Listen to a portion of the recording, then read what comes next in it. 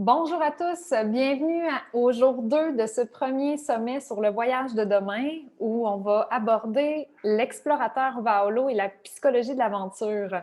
Je m'appelle Joanie Saint-Pierre, je suis guide formatrice et conseillère pour le grand programme de l'Académie Vaolo 2021. Première étape, événement d'ouverture de cette grande séquence de formation qui vise à inspirer les voyageurs à devenir explorateurs Vaolo. Qu'est-ce que c'est? On va en parler tout de suite après. D'abord, plusieurs d'entre vous étaient avec nous hier, je crois. Donc, c'est la deuxième journée. Hier, on a parlé du voyage de demain, de l'empreinte du voyageur. Aujourd'hui, on se concentre davantage sur la psychologie de l'aventure. Juste avant de plonger dans le cœur du sujet avec nos invités, je veux juste vous présenter quelques petites modalités pour les participants, spectateurs qui viennent de se joindre à nous. En fait, nous sommes actuellement 120 connectés, donc ça continue d'arriver. Merci beaucoup d'être présents. C'est normal que vous ne voyez pas vos caméras et micros. Ils sont désactivés pour tout le monde. Donc, la manière de communiquer avec tous les participants ou les conférenciers seulement, c'est par les onglets de conversation. Donc, vous avez deux possibilités. Vous avez un onglet pour converser où vous pouvez sélectionner d'écrire uniquement aux conférenciers ou aux conférenciers et participants.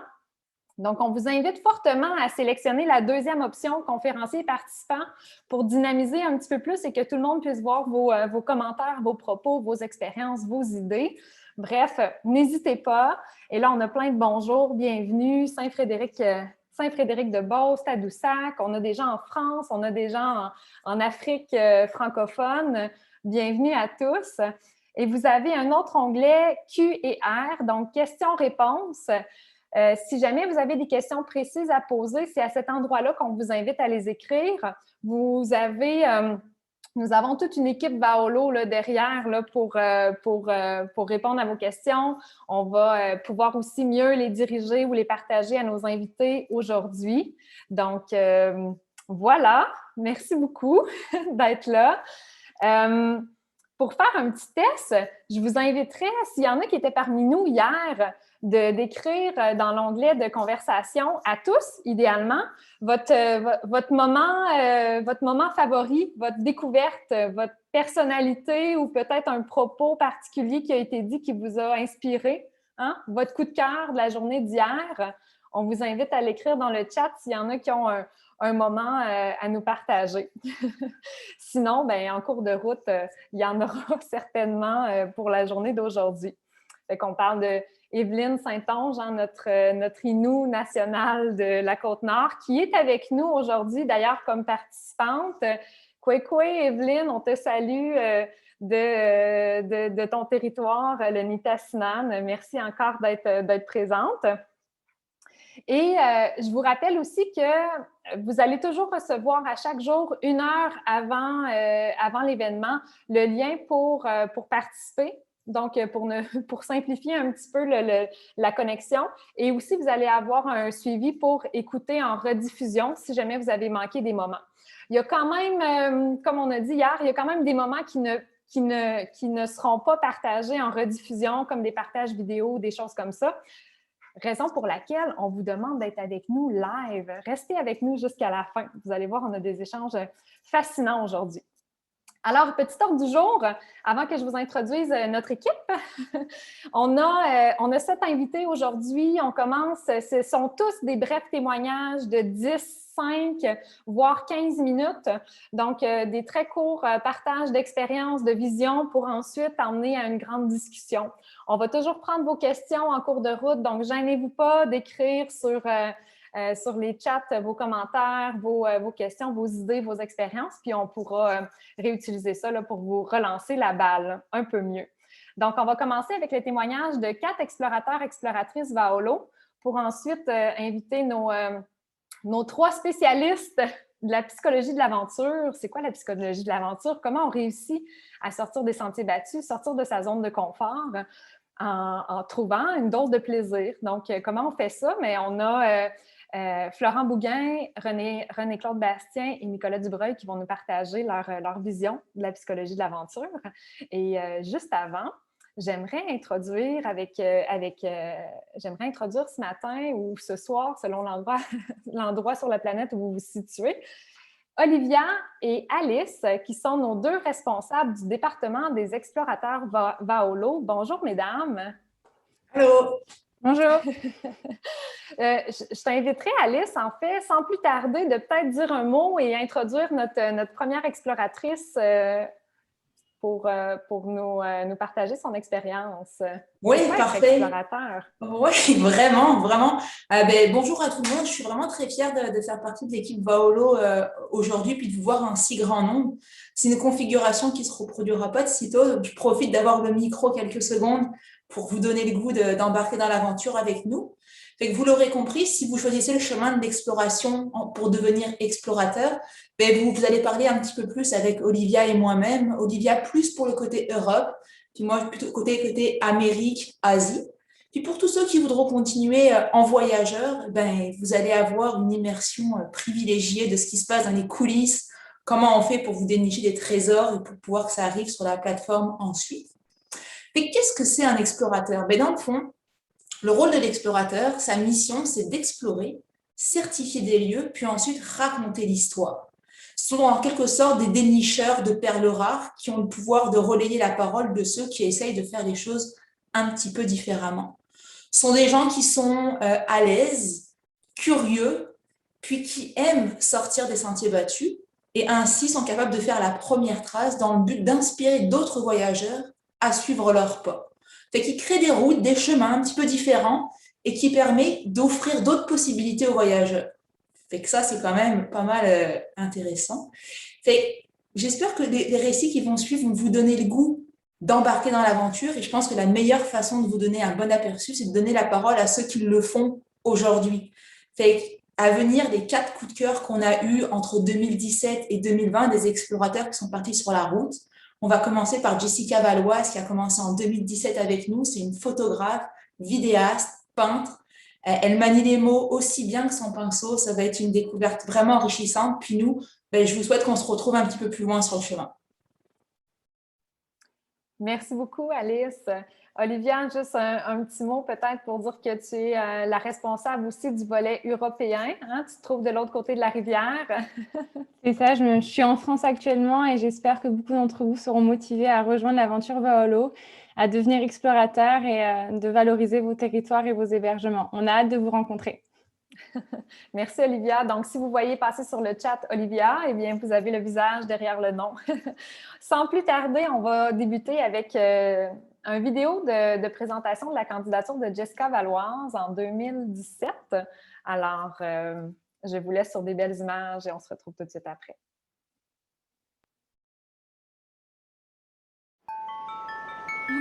Âme nomade, 4 ans que je vis à Montréal. Entre les favelas de Lima et les plages de Bora, une vingtaine de pays ont défilé sous mes pieds. 2 m'ont particulièrement marqué. Le Kenya, premier grand voyage, premier choc culturel, l'émerveillement face à l'autre, si différent mais si semblable.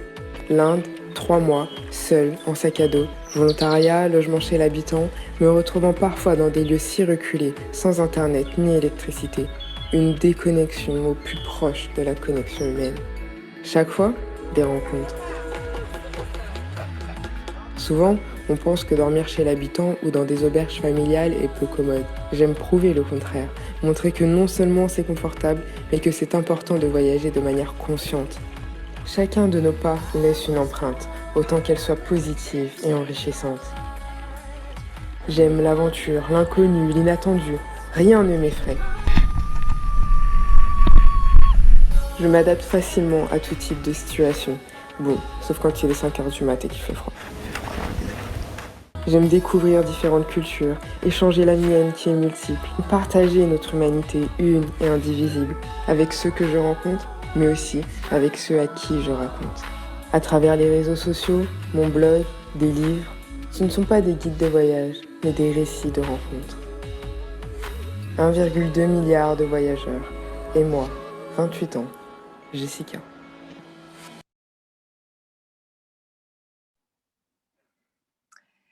Merci beaucoup, Jessica, de nous partager encore le dépôt de ta candidature. Je pense que ça représente bien aussi ta personnalité. Je t'invite à te joindre à moi pour t'écouter en retour. Bienvenue, tu es une grande artiste où l'art a toujours dessiné tes parcours d'aventure.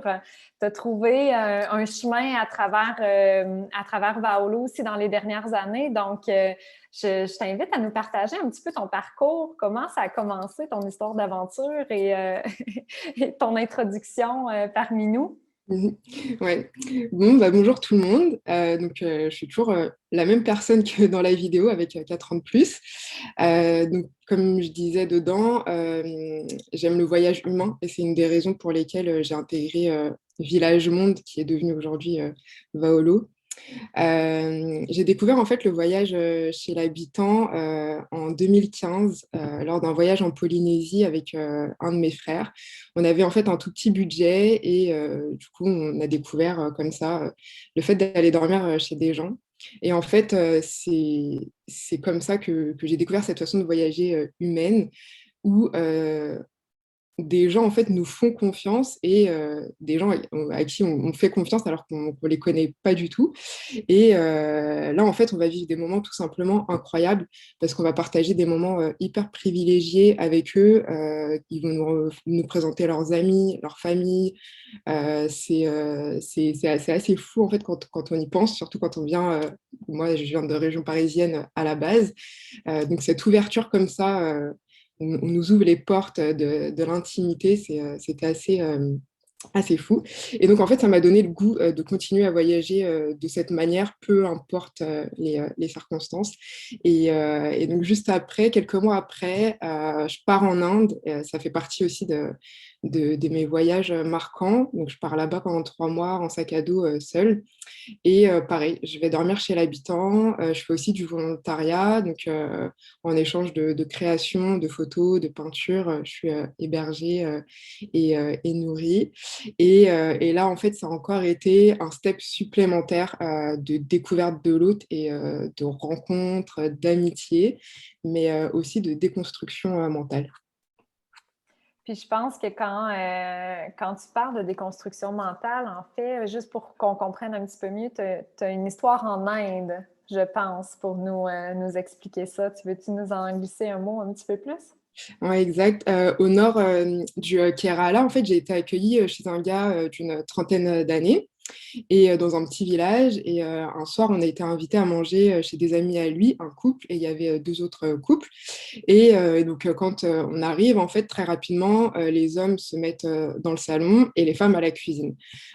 Pour préparer tout ce qu'il faut pour les invités. Donc, moi, je vais un peu dans le salon, un peu dans la cuisine. Et à un moment donné, en fait, comme on avait eu un super bon feeling avec une des femmes, je me permets en fait de lui poser une question. Et donc, je lui dis que, voilà, nous, de notre point de vue, chez nous, c'est vrai que ce rôle de la femme à la cuisine, puis les hommes dans le salon qui attendent, c'est pas super bien vu, puis on a même un jugement plus ou moins sévère par rapport à ça. Et comme en fait, eux, je les vois super à l'aise, super heureux, ils s'entendent bien, ils se taquinent et tout ça, en fait, je lui demande c'est quoi son point de vue à elle.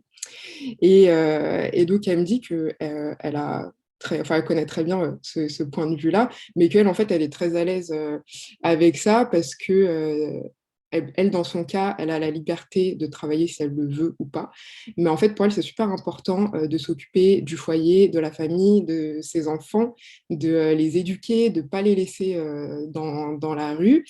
Et quand ils ont des invités, les invités sont rois, encore plus quand c'est des étrangers. Et du coup, faut les traiter comme tels.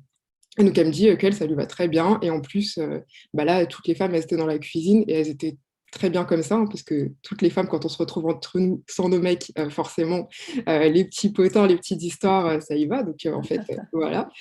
Et, et donc voilà, donc les femmes qui étaient avec elle partageaient tout à fait son point de vue. Et alors bien évidemment, ça ne veut pas dire que toutes les femmes en Inde ont ce point de vue-là, mais en fait c'est ça, c'est que ça ne veut pas dire non plus que toutes les femmes n'ont pas le choix et sont soumises. Donc en fait ça balance un peu les points de vue. Et puis après, elles m'ont partagé que elles, à contrario, leur vision de notre société.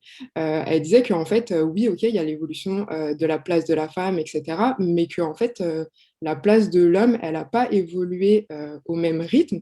Et du coup, elle voyait ça d'une manière où les hommes n'ont plus vraiment de rôle ou de place assignée, qui sont un peu perdus en fait par rapport à leur utilité dans la société et au sein du couple et de la famille. Donc en fait, j'ai trouvé ça super intéressant, peu importe que ce soit juste ou non, qu'on soit d'accord ou pas, c'est pas la question, c'était juste intéressant de connaître différents points de vue.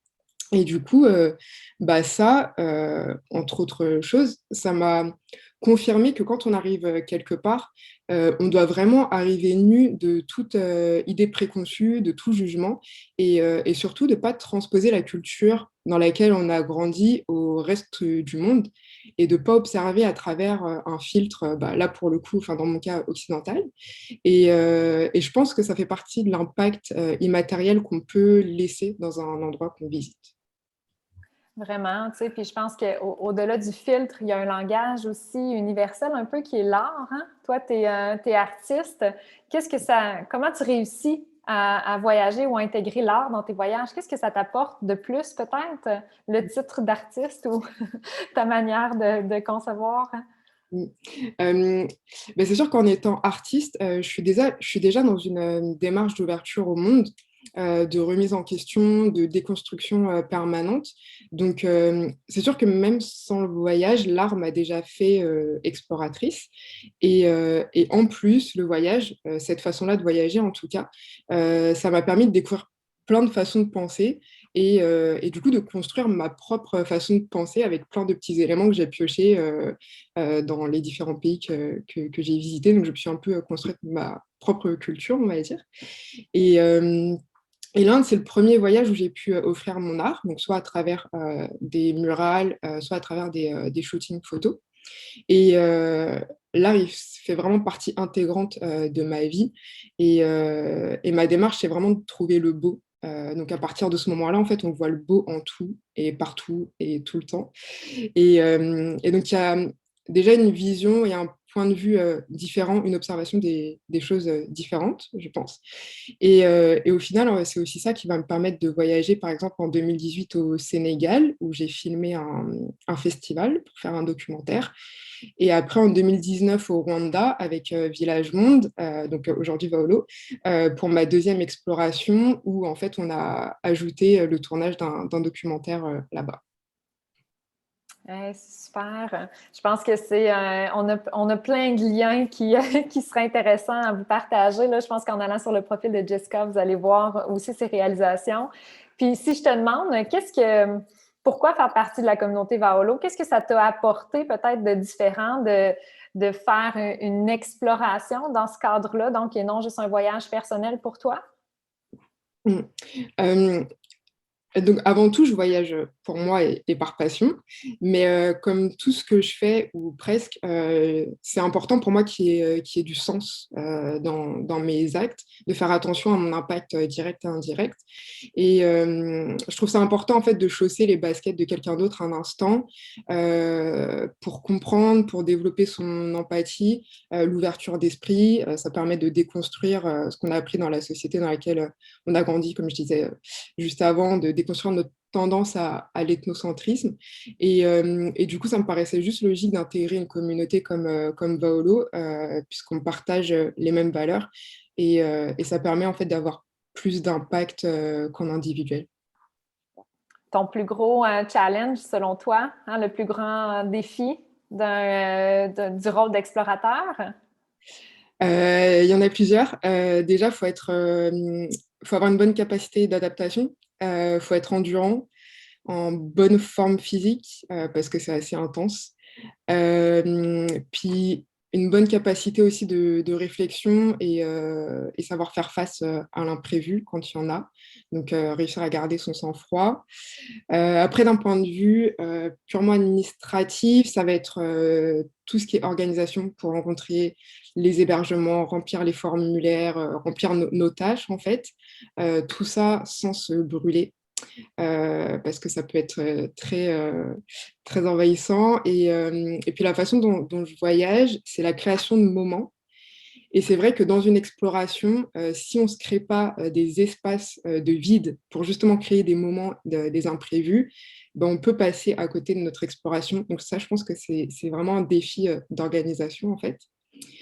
Et puis d'un point de vue de l'expérience de voyage, je pense que un des défis assez majeurs, ça va être de ne pas tomber dans le cliché du complexe du sauveur blanc, entre guillemets, de ne pas oublier en fait qu'on ne fait pas d'humanitaire. On ne vient pas s'implanter quelque part, on va sauver personne, on est au-dessus de personne. Et donc ça, c'est important de le garder en tête. Et puis, quand on est un explorateur ou une exploratrice racisée, comme c'est mon cas, on peut faire face dans certains pays à des situations pas très agréables. Moi, par exemple, au Laos, je me suis vue refuser l'entrée d'un hébergement à cause de ça. Donc, bon, c'est important de le savoir avant de partir, mais c'est aussi important de garder en tête que bah, justement, c'est important de travailler à la représentation des voyageurs et explorateurs racisés pour pouvoir déconstruire des préjugés et faire avancer les choses tout simplement.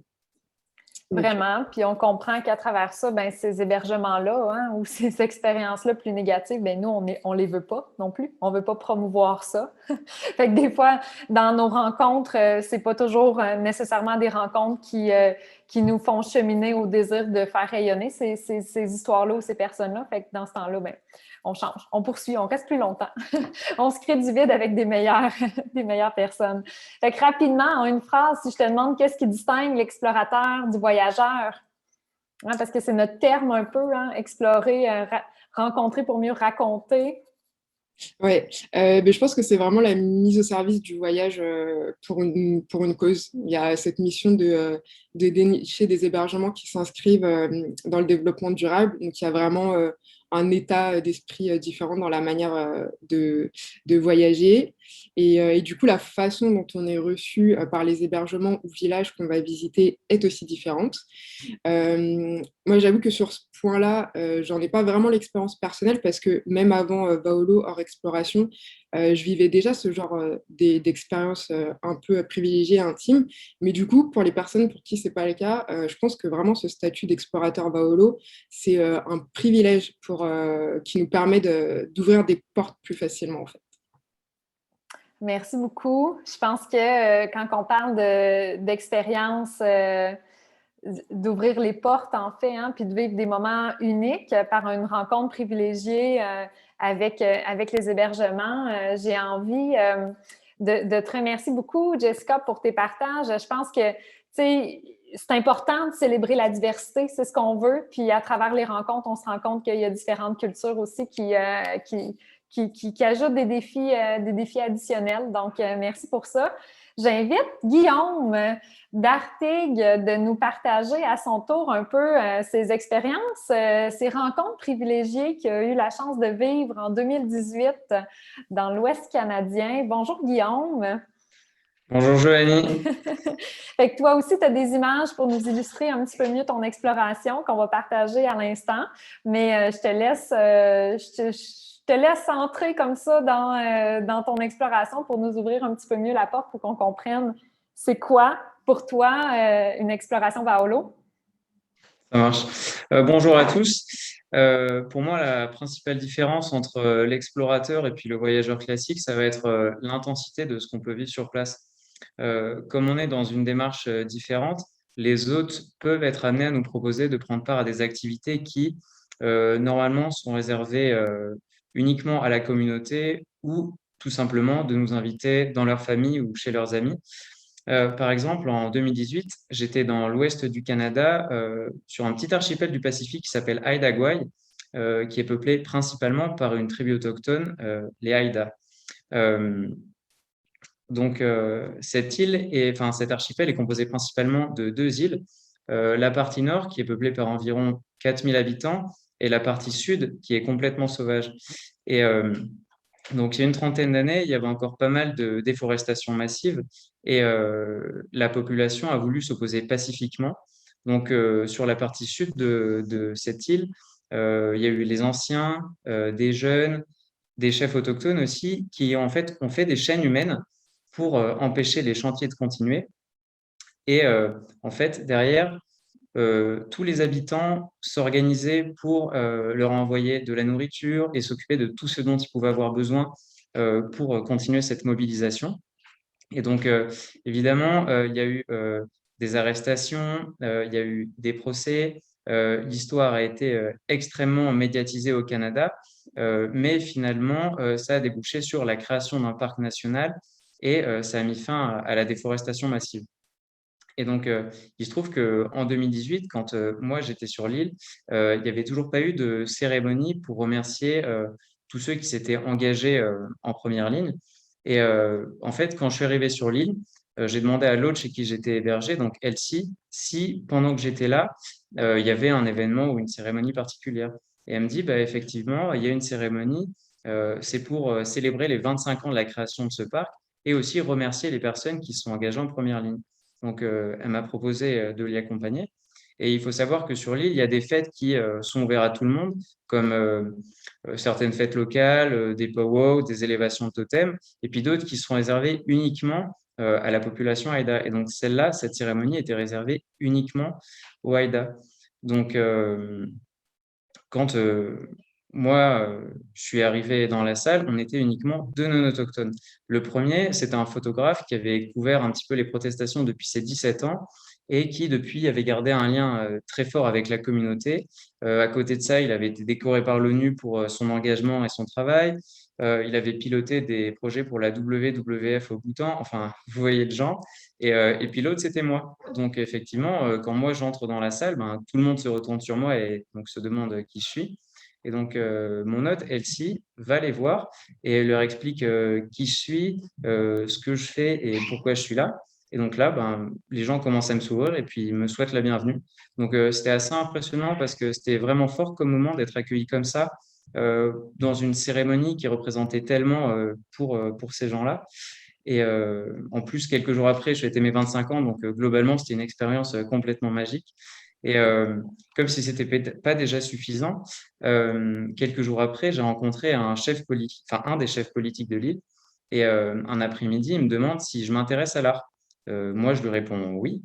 Et puis il me dit, bah, viens avec moi, il faut que je te présente certaines personnes.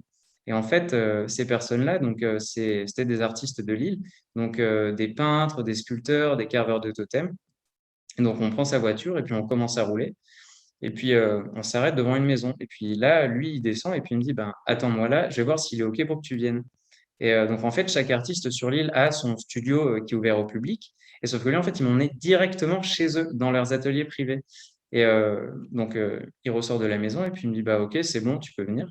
Donc, bah, encore une fois, moment extrêmement privilégié de pouvoir rencontrer les artistes chez eux, sur leur création en cours, de pouvoir discuter avec eux comme si on était des amis. Et, et donc voilà, on a passé l'après-midi comme ça à visiter la ville d'atelier en atelier. Et enfin, même moi, quand j'en parle, je trouve ça encore assez incroyable. Après, bon, c'est sûr que quand on descend de notre petit nuage, il y a toute la partie où il faut contacter les hébergements, envoyer des mails, relancer par téléphone, entendre qu'ils sont parfois pas intéressés, d'autres fois qui nous conseillent même carrément de plutôt renverser les gouvernements, hein, c'est une histoire vraie. Euh, mais bon, une fois qu'on a fait tout ça, moi je trouve que le principal et le plus dur, c'est vraiment de garder la ligne. Merci, Guillaume. Est-ce qu'on te garde comme explorateur ou tu te fais une double carrière en politique? Je pense que je vais rester explorateur. Merci. Ton expérience est quand même Merci. incroyable chez les Haïda. On comprend toute la richesse aussi de ce moment privilégié-là, hein, d'entrer en contact. Mais en fait, c'est de prendre le temps de se créer l'espace, comme Jessica disait. Donc, bravo pour ça. Chapeau, merci pour ton partage. Si je continue avec un clin d'œil d'un point de vue Québec, hein, quand on parle d'apprendre à connaître nos voisins avant de voyager loin, j'inviterais Marie-Lie à se joindre à la discussion, en fait, pour nous partager un peu son exploration qui a eu lieu l'an dernier, donc en 2020, dans sa région natale. Et je pense, Marie-Lie, que pour toi, en fait, c'est une découverte à côté de chez toi qui t'a marqué quand même dans la dernière année. Oui, c'est ça. Allô, Joanie, puis allô tout le monde. Moi, pour faire suite un peu avec Guillaume, là, j'ai eu aussi des belles expériences autochtones. Puis ça, c'est vraiment grâce à Vaolo qui a été comme une grande école pour moi parce que j'avais l'impression que ce volet-là, qui est pourtant à côté de chez moi, tu sais, existait plus ou moins ou faisait partie du passé. Puis Vaolo, tu sais, nous a vraiment un peu formés sur l'importance d'aller à la rencontre de nos voisins. Puis, lors d'une expérience, là, pendant mon exploration, j'ai pu vivre une tente de sudation, qui est une cérémonie vraiment spirituelle pour eux. Ce qu'il faut savoir, c'est que les Autochtones, c'est pas une religion, c'est vraiment un mode de vie, toutes ces cérémonies-là qu'ils vivent. Fait que c'était vraiment spécial de pouvoir rentrer dans tout ça. Moi, j'étais la seule non autochtone aussi, fait que ça donnait encore plus de magie à cette expérience-là.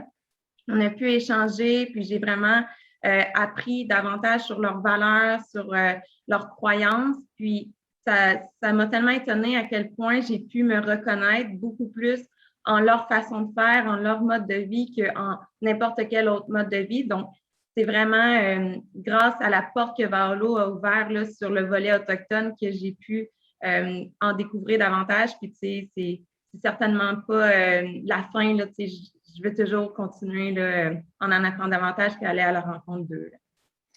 Je pense qu'il y a une question, Marie, dans le chat de Nathalie qui demande dans quelle communauté. Hein? Nous, le terme communauté, c'est quelque chose qu'on préfère. Toi, c'était chez les Atikamekw de la Mauricie, de la Haute-Mauricie. Hein? Tu es originaire de cette région-là. Exactement, exactement. C'était au domaine Notimique, qui se trouve à être une entreprise là, autochtone en Haute-Mauricie. Ouais. Exactement. Fait que des fois, puis en fait, ce que tu nous partages à travers des rituels, des cérémonies spirituelles, c'est que la culture, elle est bien vivante, hein? Puis ça se pratique à côté de la maison, puis on n'est pas nécessairement au courant. Puis je pense, je veux juste revenir sur le fait que la spiritualité, c'est pas une religion. Comme tu dis, c'est un mode de vie. Je pense que ça a été très bien dit, puis ça fait un petit clin d'œil, en fait, à ta participation dans le vidéo qu'on a vu hier en primaire, qui parlait de nos empreintes, hein, de l'empreinte de l'autre. Donc, est-ce que, si je te pose la question à savoir, est-ce que Vaolo t'a apporté autre chose, peut-être une expérience ou à travers ton parcours professionnel, hein, on parle beaucoup de rencontres privilégiées, de vraiment expériences de voyage en soi. Dans ton cas, je pense que c'est allé un petit peu plus loin. Oui, bien en fait, c'est sûr que moi, j'ai toujours été dans le domaine du voyage, dans le tourisme, puis tout ça. Puis, je me suis beaucoup reconnue dans Vaolo dès le départ. Puis, j'y voyais l'opportunité, tu sais, peut-être même de travailler pour vous, puis d'en apprendre davantage. Puis, c'est ce qui est arrivé au final, après mon exploration, avec une collègue aussi. On était deux qui a décroché un emploi. Puis, tu sais, c'est vraiment ça, Vaolo, c'est plein d'opportunités. Puis, c'est pas juste l'emploi, c'est le fait d'avoir découvert la Mauricie que j'ai vécue là toute ma vie. Puis, j'ai vraiment eu l'impression de voyager, mais j'étais à 15-20 minutes de chez moi. Fait que c'est vraiment ça, c'est d'apprendre à connaître le territoire, d'apprendre à connaître les gens près de moi. Puis aussi, au niveau de la photographie, Vaolo, ça m'a donné le petit coup de pouce qui me manquait pour développer mes skills en photographie et tout ça. Fait c'est plein d'opportunités que Vaolo m'a apporté là, depuis que je fais partie de l'Académie. Merci. Tes photos sont magnifiques, Marie-Lie. Hein? on va te le dire. Fait que merci beaucoup. On comprend que c'est ça, c'est ce qu'on veut, hein? Remettre l'humain au cœur du voyage. Puis des fois, il y a des humains, il y a des rencontres qui gravitent un petit peu plus longtemps dans l'écosystème, dans l'équipe. Il y a des gens qui finalement se forgent une place. Donc, merci pour ton partage. Merci à toi, Jeanne. On reste dans une micro-exploration de proximité avec Mélina Roche. Bonjour Mélina, je t'invite à te joindre à moi. Toi, tu as eu la chance de visiter la région de Charlevoix, en fait. Fait que pour les gens qui ne sont pas du Québec, Charlevoix, c'est une région touristique tout près de la capitale nationale, hein, de Québec, donc un petit peu dans l'est, qui est encerclée de belles montagnes. C'est pas les Alpes, mais c'est le bouclier canadien, donc anciennement des grandes montagnes qui maintenant sont marquées par le passé avec le fleuve d'un côté. Pour toi, Mélina, comment tu décrirais ton expérience Vaolo? Je pense que tu as découvert des belles personnes dans Charlevoix aussi. Oui, ben justement, un peu dans la même optique que Guillaume et Marie-Lie, moi j'ai trouvé que, pour revenir sur la différence entre l'explorateur et le voyageur, j'ai trouvé que l'explorateur avait un petit peu cette mission-là d'aller à la rencontre de l'autre. Puis c'est ce que j'ai vraiment pu faire dans Charlevoix. Paolo a comme été un vecteur qui a facilité cette rencontre-là parce qu'à la base, tu vas dans une région pour répertorier des hébergements pour Paolo. Fait qu'il y a un petit travail à faire, mais c'est un peu comme ça représente un peu une excuse pour rencontrer des personnes incroyables de la région. Puis je dirais que moi, dans 90% de mes rencontres, la conversation a fini par prendre un autre tournant complètement. On parlait de l'hébergeur, de son histoire, de l'histoire de son hébergement, qu'est-ce qui l'a poussé à ouvrir l'hébergement. Puis si je pouvais vous donner un exemple un peu plus concret, excusez, c'est mon dernier hébergement de mon exploration dans Charlevoix, c'était à Baie-Sainte-Catherine, une superbe petite auberge. Puis je suis arrivée là-bas, la propriétaire m'a reçue, on a pris un petit café ensemble, j'ai posé mes questions. Puis quelques heures plus tard, je me suis ramassée sur le bord du feu avec elle puis son mari. Puis ils me racontaient des histoires, des anecdotes du passé de l'hébergement. Puis ils me racontaient qu'ils avaient eu cette tradition depuis les débuts de l'hébergement où ils chantaient une chanson en malgache à leurs invités. Puis moi, j'ai trouvé ça vraiment spécial parce que, comme Charles Moni l'a précisé hier, Vaolo a pris naissance au Madagascar. Puis le mot Vaolo veut dire nouvelle source en malgache. Donc, je leur ai raconté ça. Puis ils m'ont dit, ben là, on n'a pas le choix. Là, c'est une coïncidence. Il faut vraiment qu'on te chante la chanson.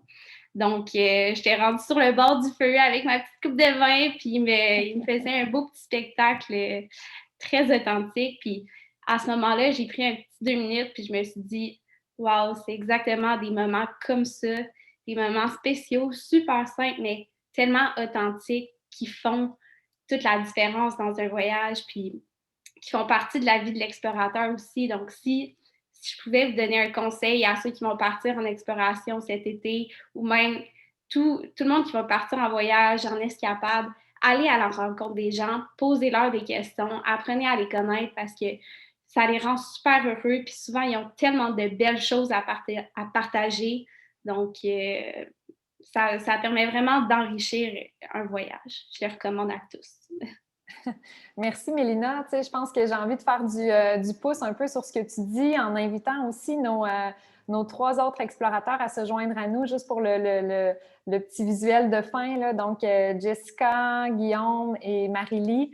Tu sais, je pense que si on regarde hier la discussion qu'on a eue aussi de profiter pleinement du moment, de se créer de l'espace vide, hein, donc de mettre en pratique des blancs dans son agenda, puis de se réapproprier un peu l'émerveillement. Tu sais, c'est ça qui fait en sorte que ces petits moments-là, finalement, tu sais, c'est une discussion autour d'un feu de camp, mais il y a une connexion humaine qui est plus forte, qui rend l'hébergement, en fait, qui nous donne pas juste envie d'aller dormir sur place, mais qui nous donne envie de découvrir les gens puis les histoires derrière les lieux qu'on visite. Fait que je pense que c'est beaucoup ce que je retiens un peu de votre partage.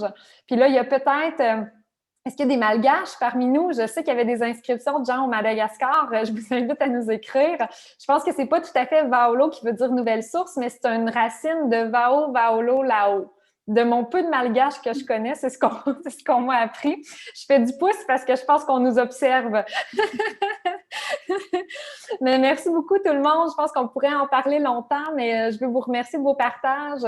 On vous garde avec nous, mais on va penser à comment essayer de sortir davantage des sentiers battus, comment qu'on réussit finalement à sortir de notre zone de confort pour explorer un peu plus loin, explorer nos limites personnelles, puis en même temps se rendre compte qu'on est capable de toujours faire un petit peu plus. Et pour ça, pour nous parler de la psychologie de l'aventure, j'inviterai nos 3 invités pour le reste du partage de notre échange. Florent Bouguin, René-Claude Bastien, Nicolas Dubreuil, bonjour! Bienvenue parmi nous. Bonjour. Je pense qu'on peut... on va commencer... je voulais qu'on vous voit juste pour comprendre un petit peu la dynamique. J'ai j'ai envie, pour débuter, en fait, de t'introduire un petit peu plus, Florent.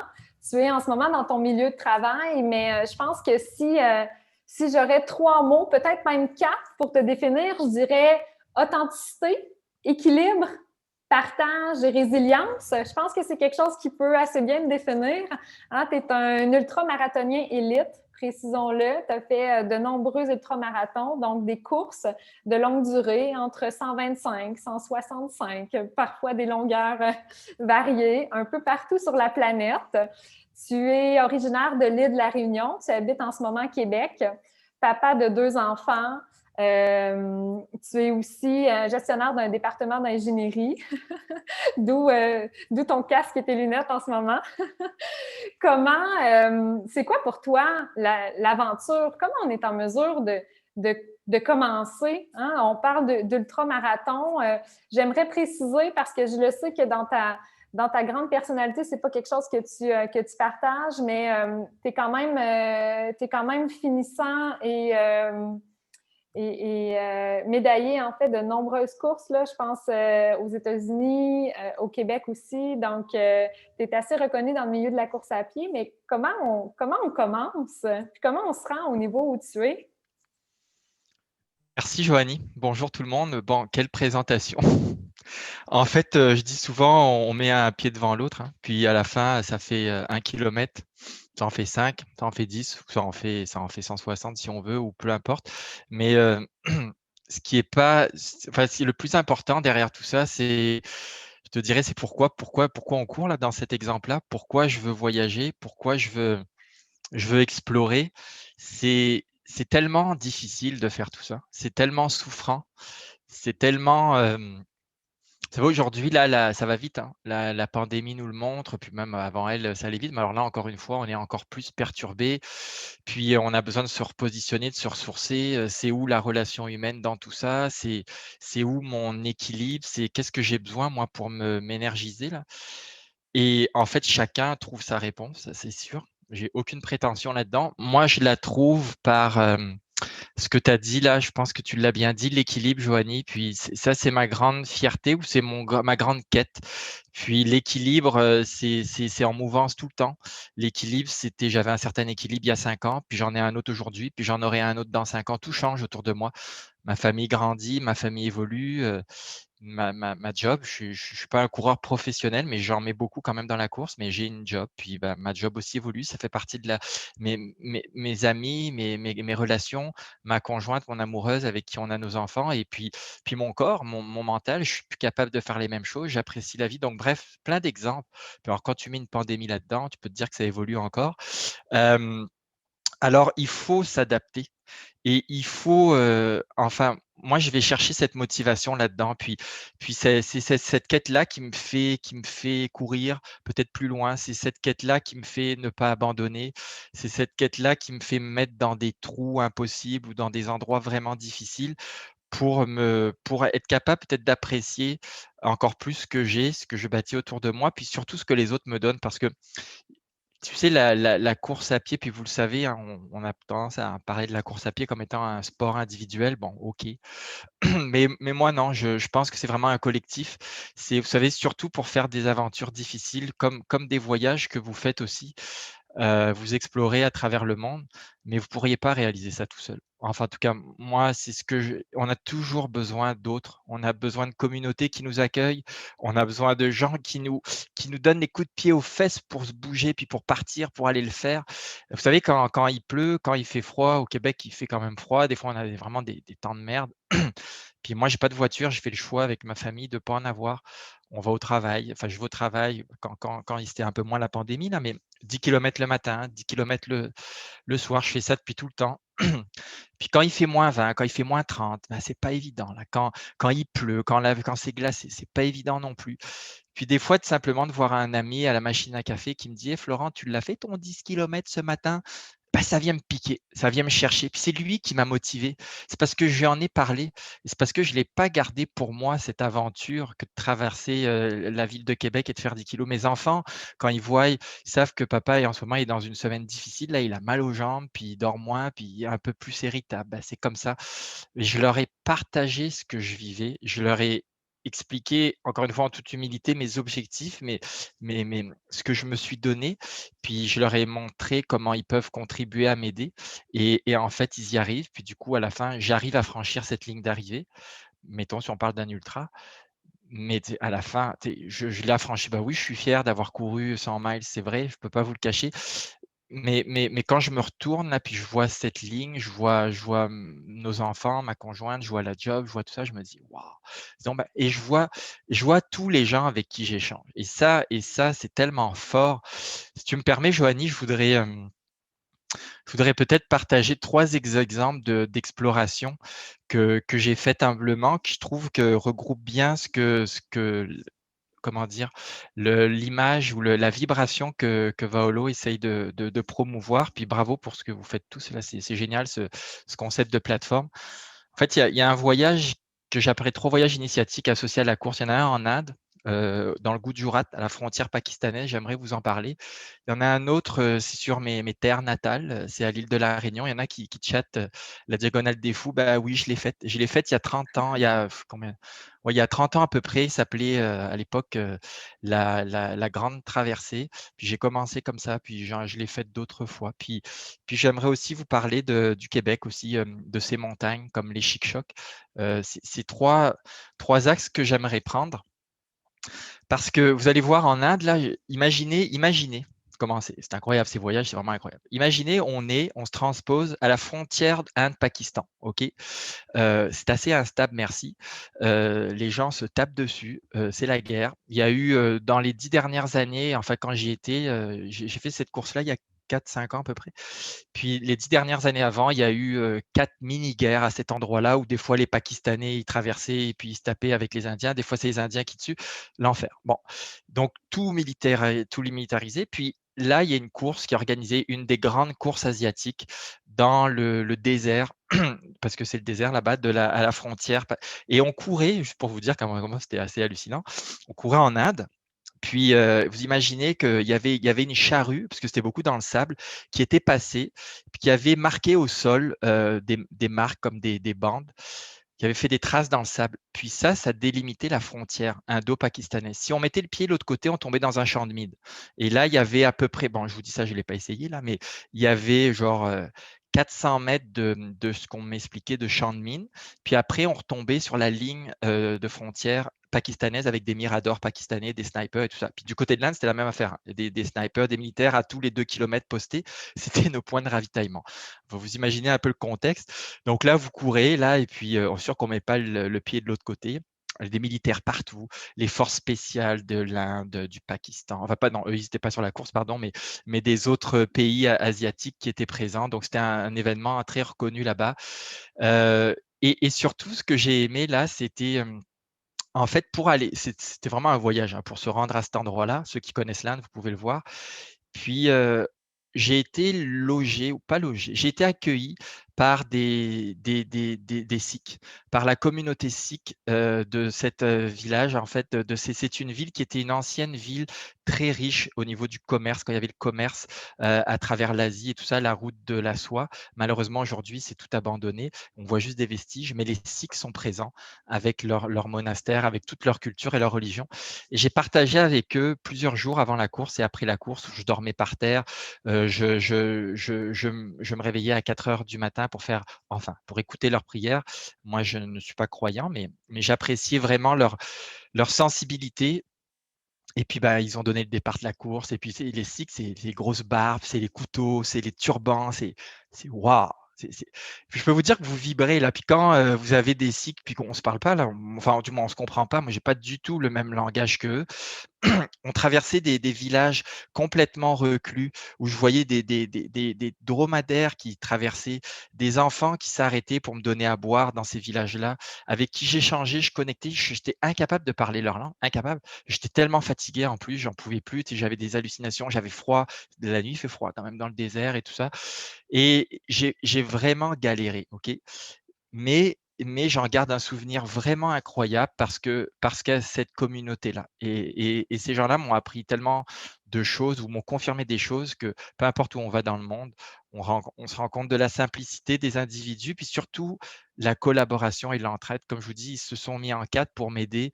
Moi, le coureur nord-américain qui était bardé de mes équipements North Face, super dernier cri, eux qui avaient rien. Puis à la fin, c'est eux qui m'ont permis de finir là. Donc merci à tous ceux qui ont contribué. C'est quelque chose que je voulais vous dire à travers la course. Puis un autre exemple, je change là, je parle de chez moi, de l'île de la Réunion. Puis il y a, je sais plus, il y a 5-6 ans aussi, je faisais la Diagonale des Fous et en fait, j'ai décidé de la faire avec mon meilleur ami, Jean-François Gosselin, Jeff Gosselin, un très bon coureur. Puis bon, les médias, des fois, ils disent plein de bêtises. Là, on me voyait déjà comme gagner la Diagonale des Fous. C'était parce que bon, je suis réunionnais. Puis là, je trouve que j'avais fait des bons résultats, machin, avant. Donc là, dans les journaux, c'était parti, là. Mais c'était pas ça. Moi, je le savais que c'était pas. Mais bref, cette pression, que vous connaissez, médiatique. Arrive la course. On part. Bon, il se trouve que je suis dans le peloton de tête avec mon collègue et tout ça. Puis Jeff se prend une branche. Il se prend une branche, mais au bout du genre 35e kilomètre, on montait au volcan, puis tourne la fournaise et tout ça. Et il tombe KO, puis bon, enfin, pendant un instant, il remonte et tout ça. Puis là, il est complètement assommé, le pauvre Jeff. Et puis là, il me dit, Florent, je suis plus capable, là. C'est clair qu'il n'est plus capable. On fait quoi là?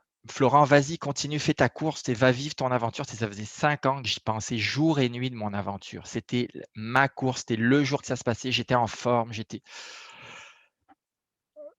Mais là, vous avez votre meilleur ami qui vous dit ça là. Puis non, je suis pas parti, puis c'était correct. Je suis parti, en fait, on a fait notre course ensemble. J'ai fait la course main dans la main avec lui. On a fini la course. C'était ça le plus important. Et j'ai tripé à faire découvrir la Réunion à mon meilleur ami à travers la course à pied. On s'arrêtait dans les PC, on discutait avec les bénévoles, on discutait avec les autres coureurs. On a fait une Diagonale des Fous, je dirais, en mode touristique.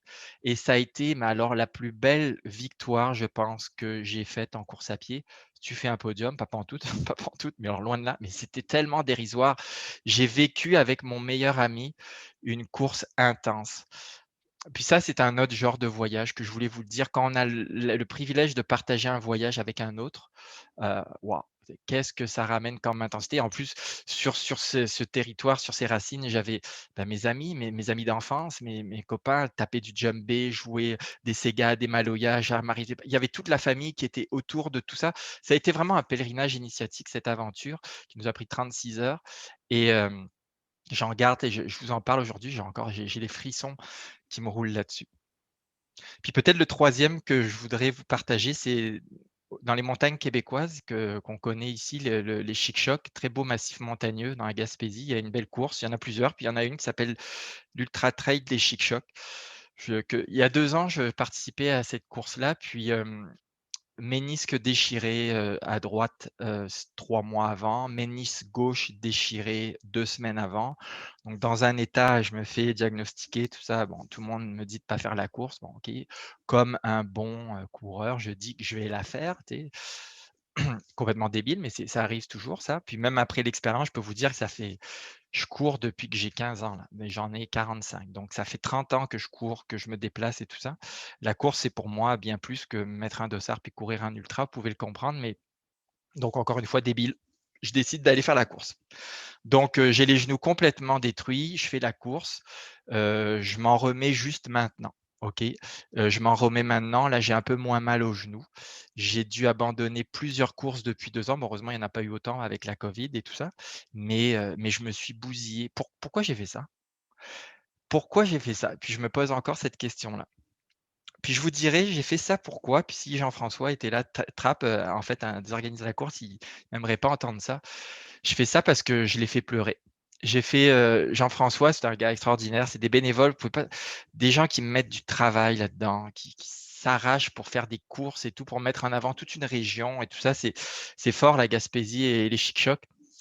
Puis, il y avait des têtes d'affiche, il y avait des gens comme moi qui étaient là, qui promouvaient Puis je me suis mis je me suis mis comme des commitments, des expectations trop hautes. Je pensais que j'avais pas le droit d'abandonner parce que ces gens-là m'avaient invité. Ces gens-là m'avaient partagé, m'avaient ouvert leur campement. Je dormais dans le parc, là, ceux qui connaissent la CEPAC. Je partageais tout ça. J'étais choyé, là. J'étais avec tout le monde, je vivais leur vie. Puis, tu sais, quand je suis arrivé, à un moment donné, je voulais déposer mon dossard, là. J'étais au 80e kilomètre, puis si Jean-François est dans la salle, là, il pourrait vous témoigner ça, là. Puis là, je pouvais plus, j'étais au PC, puis il était là et tout ça. Puis là, il se met à pleurer, je me mets à pleurer, puis on pleure, ça n'a pas de bon sens. Puis bon, je continue, je marche à la fin, je rampe, je peux pas je finis la course, j'ai resté quand même, je pense, un bon 40 kilos là. Bon, ça va, je la finis là. Mais j'ai été fier de l'avoir fini pour lui, je dirais ça, c'était pour eux, là, pour l'équipe, pour les bénévoles, pour l'organisation. Bon, après, il m'a bien dit, il avait raison, que j'étais un peu bête et puis que j'étais débile là-dessus et tout ça. Mais vous voyez, ça vous fait réfléchir. Pourquoi faire ça? En fait, puis des fois, c'est pour les autres et on a aussi cette motivation à nous, mais c'était aussi pour moi. Je voulais me prouver que j'étais capable de le faire. Pour eux, je m'étais commis. Puis, donc, je vous partage ces réflexions. Encore une fois, c'était un voyage. Et les voyages, vous le savez, vous explorez, puis vous allez voir d'autres conférenciers, là, vous parlez de trips incroyables qu'ils ont fait, puis je les écoute, je fais, waouh, ils ont galéré aussi, les prochains qui vont vous parler de la galère qu'ils ont eue, là. Mais ils sont allés au bout et tout ça, là. Et pourquoi, là, cette force mentale-là, cette motivation, je reviens là-dessus, puis je finirai là-dessus. Moi, c'est ça que je veux remettre en avant. On l'a tous, notre motivation, notre authenticité. Puis si on court, si on visite le Groenland, si on part en Inde, si on fait peu importe, c'est pas pour les autres, hein. C'est pour soi. C'est parce qu'on est en train de faire une quête chacun. Puis ça vous est propre. Trouvez-la, trouvez-la. Soyez authentique. Puis je pense que vous allez pouvoir partager, évoluer et grandir, puis peut-être être, pour ma part, un meilleur bonhomme. C'est ça. À toi, Joanne. Merci, Florent. Écoute, il y aurait plein de choses à dire, là, puis à rebondir sur ton partage. Je pense qu'on va attendre peut-être à la fin, puis on invitera les gens à poser des questions. Mais effectivement, hein, cette humilité-là, de le reconnaître, des fois, les raisons profondes, la vraie quête pour laquelle on se motive puis qu'on réussit à aller au bout des projets, mais ça doit être authentique, hein, ça doit nous représenter. Puis c'est beaucoup ce que je ressens de ton partage. Puis, tu sais, pour te connaître puis te suivre un peu à travers tes aventures, je pense que, tu sais, la manière dont tu vis tes courses, dont tu vis avec les gens, il n'y en a pas beaucoup des coureurs élites qui iraient en Inde dormir à terre puis boire l'eau du village. Ce serait une préparation dans un gros hôtel avec un masseur pour se faire masser les pieds, avec de la bouffe lyophilisée pour comme 2 semaines avant pour s'assurer de ne pas avoir d'indigestion.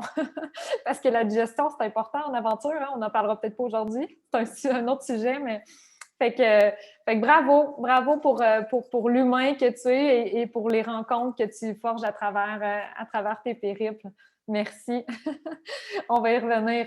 René-Claude, tiens, on a fait un petit clin d'œil au Chic-Choc. Je t'invite, grande guide renommée. Pour moi, tu es une des personnes les plus polyvalentes que je connais, hein, à travers toutes les activités. Tu fais tout type d'expédition. Tu es enseignante, formatrice, coordonnatrice d'un programme de formation de guide en tourisme d'aventure à Montréal aussi, mais vous n'êtes jamais vraiment à Montréal. Vous êtes pas mal toujours sur le terrain, en kayak, en randonnée, en canot, dans l'eau, sous la glace, peu importe. Fait que, écoute, tu as voyagé beaucoup, tu as guidé beaucoup à l'international, tu accompagnes des étudiants aussi à pousser un peu leurs limites. Autant que maintenant, on se maintient à Québec, mais tu es toujours une fervente, en fait, une fervente amatrice du Canada. Fait que je te laisserai nous parler un peu de l'environnement. C'est quoi pour toi l'aventure? Comment on réussit à se pousser un peu au bout? C'est super gentil. Merci, merci Joanie. Bonjour tout le monde. Merci Florent pour. Moi, je suis pas une coureuse, là. Fait que ton histoire, ça va. Ah ouais, hein, OK, c'est quelque chose. Je suis pas tout à fait dans ce même créneau-là. Comme Joanie, tu l'as expliqué, moi, dans le fond, moi, je suis guide. Hein, c'est ça mon métier. Moi, je suis guide en tourisme d'aventure. Je suis guide en aventure. Donc, moi, j'aide les gens justement à faire le pont entre ce qu'ils ont besoin, ce qu'ils veulent vivre, leurs objectifs, leur dépaysement. Moi, dans le fond, je suis là pour m'assurer que tout se passe bien. Donc, je suis vraiment le pont, cette relation-là entre la personne qui vient voyager, qui veut vivre quelque chose, et puis l'environnement dans lequel il va le vivre. Et puis, j'ai trouvé ça très intéressant comme exercice de parler de la psychologie d'aventure parce que ça m'a fait me questionner sur moi-même, à savoir, j'ai-tu une psychologie de l'aventure? Moi, quand je fais mes aventures, elle est comment ma psychologie? Ça veut dire quoi, la psychologie de l'aventure?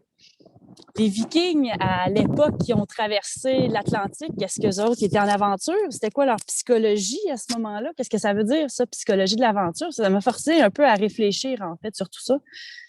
Et puis, je me suis dit, dans le fond, que le mot aventure, c'est peut-être un mot qui est déjà plus récent dans notre vocabulaire parce qu'à une certaine époque, on ne parlait pas d'aventure, c'était comme ça la vie. C'était la vie, on vivait ça. Maintenant, quand on regarde ça avec un regard du passé, on dit, ils vivaient des aventures, mais à une certaine époque, c'était ça la vie. L'exploration de l'humain sur la Terre, il ne le faisait pas par besoin d'aventure, il le faisait parce que c'était là, c'était à découvrir, donc on se poussait puis on y allait.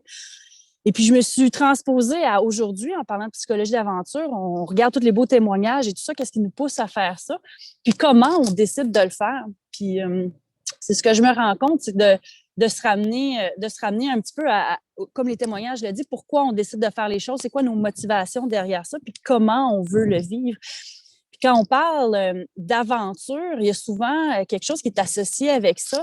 Puis c'est certain que dans un cas de performance, quand on entend Florent parler de ces grandes courses, dans un cas où on est en élément de performance et qu'on a un objectif très clair de se dire, OK, on doit se pousser pour aller faire exactement ça dans un temps donné, dans des conditions données, on se retrouve à peut-être subir un peu, dans le fond, notre environnement et donc notre aventure.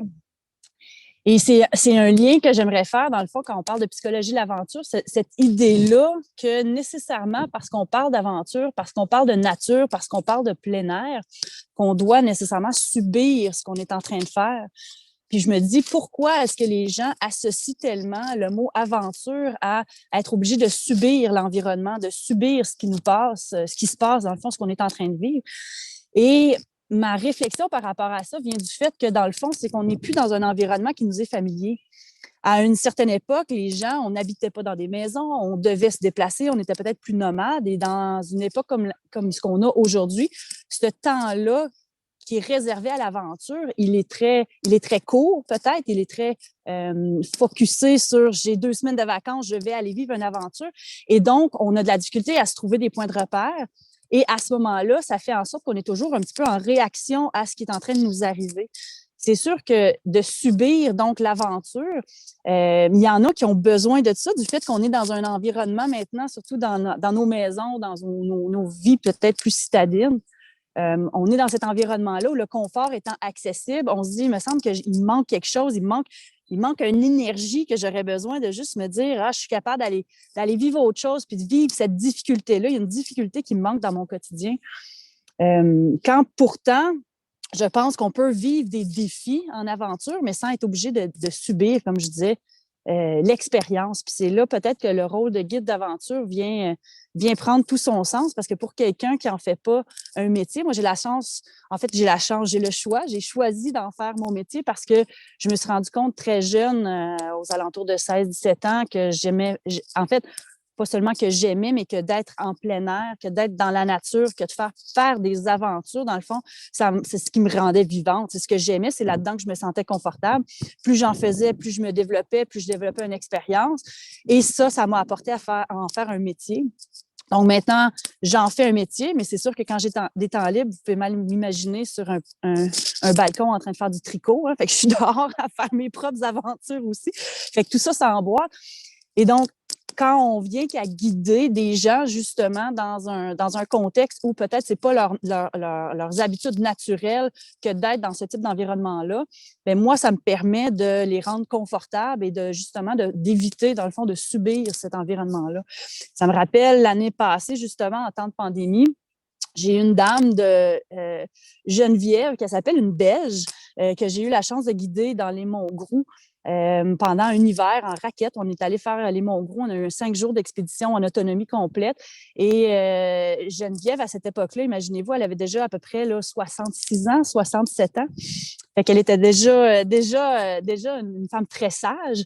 Et l'année dernière, elle a repris contact avec moi parce que son fils et ses petits-enfants devaient aller passer l'été, évidemment, en Belgique, mais voir la famille. Mais la pandémie oblige, ils ont dû rester au Québec. Et elle m'a téléphoné, elle me dit « Renée, est-ce que tu pourrais nous faire un forfait familial? Parce que j'aimerais vraiment ça, que mon fils, il s'enracine un peu plus dans l'aventure, dans le plein air, parce que c'est pas quelque chose qu'il faisait de façon naturelle. » Et il y avait avec son fils Jonathan et sa femme, leurs 2 jeunes enfants. Puis pour Geneviève, elle, qui est une dame d'un certain âge, qui a vécu toute sa vie en aventure, voulait, dans le fond, permettre à son fils de se découvrir comme ça. Puis ce que j'avais trouvé extraordinaire de ça, c'est que son fils, Jonathan, il est arrivé avec sa petite famille vraiment de reculons à mon aventure que je leur avais proposée. Je leur avais proposé, dans le fond, un 3 jours de canot camping à Réserve Sonique de la Vérandrie.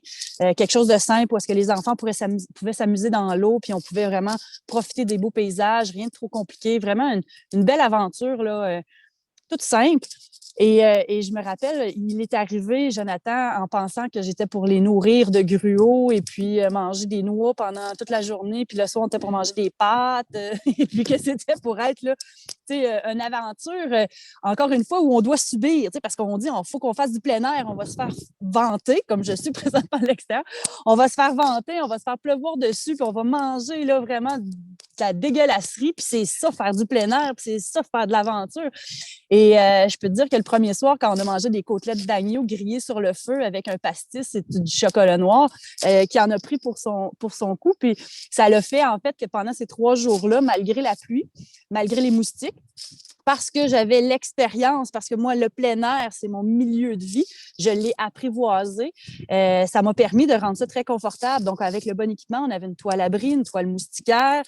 J'avais préparé un menu gastronomique et puis j'avais fait un circuit qui répondait aux attentes de tout le monde, mais qui était également dans l'idée de faire découvrir, mais dans cette idée-là de confort pour des nouveaux initiés. Tu sais, dans le fond, je ne voulais pas non plus les brûler avec une première aventure pour éviter qu'ils ne veulent plus jamais en refaire. Mon objectif était tout à fait le contraire. J'ai rendu ça le plus confortable possible.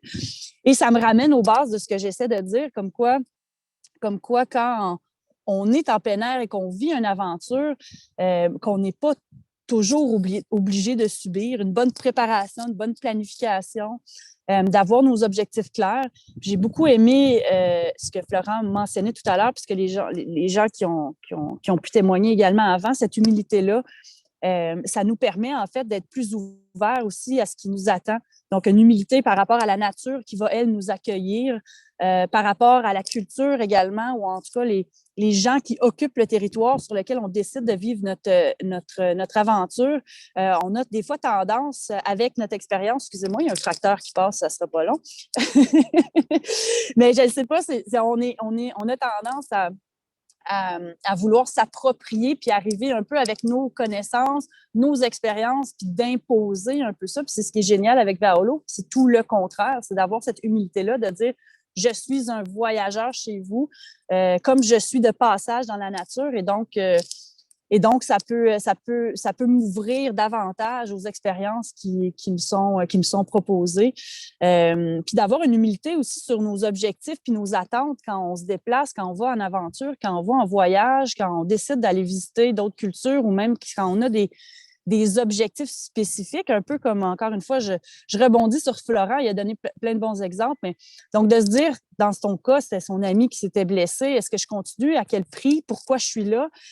Donc d'avoir cette humilité-là, de dire, mon objectif, il était quelque chose et que là, je prends un moment de recul puis de dire, au final, c'est quoi l'objectif peut-être plus grand de l'aventure que j'ai décidé de vivre?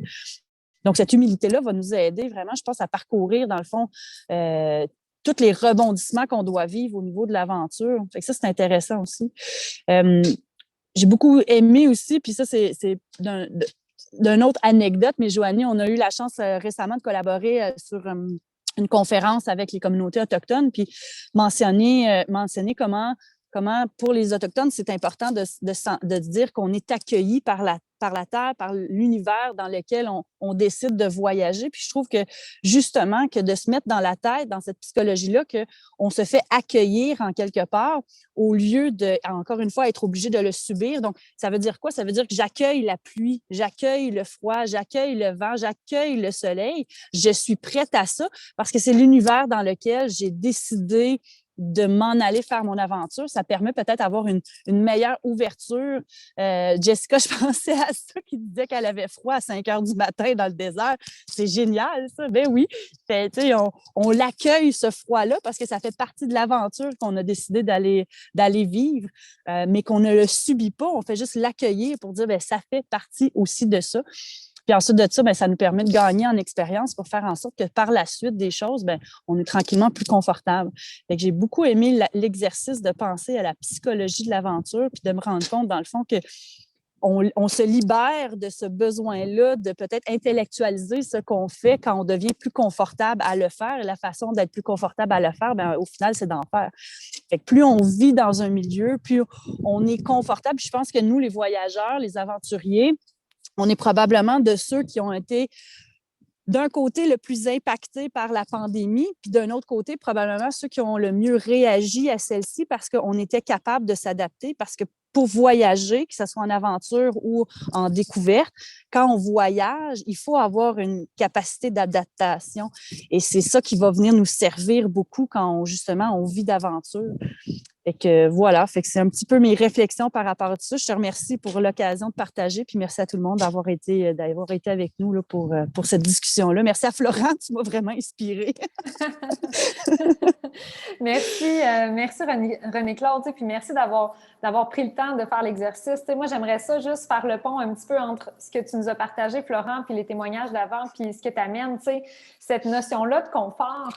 C'est normal au début d'être inconfortable. La nature n'est pas faite pour être confortable quand tu es habitué d'être dans une maison avec un divan. Quand tu t'assois par terre avec les moustiques, les 2 pieds dans le bout, puis que ça fait 5 jours qu'il pleut, ça ne peut pas être confortable. Mais par contre, comme Florent l'a emmené, avant de faire 165 km, ben, ça commence par un pas. Puis après ça, tu en fais 2. Tu fais un premier kilomètre. Ça va bien, tu en fais 5. Tranquillement, c'est une progression qui est basée sur une motivation puis une volonté personnelle. Fait que d'où on va chercher cette force-là.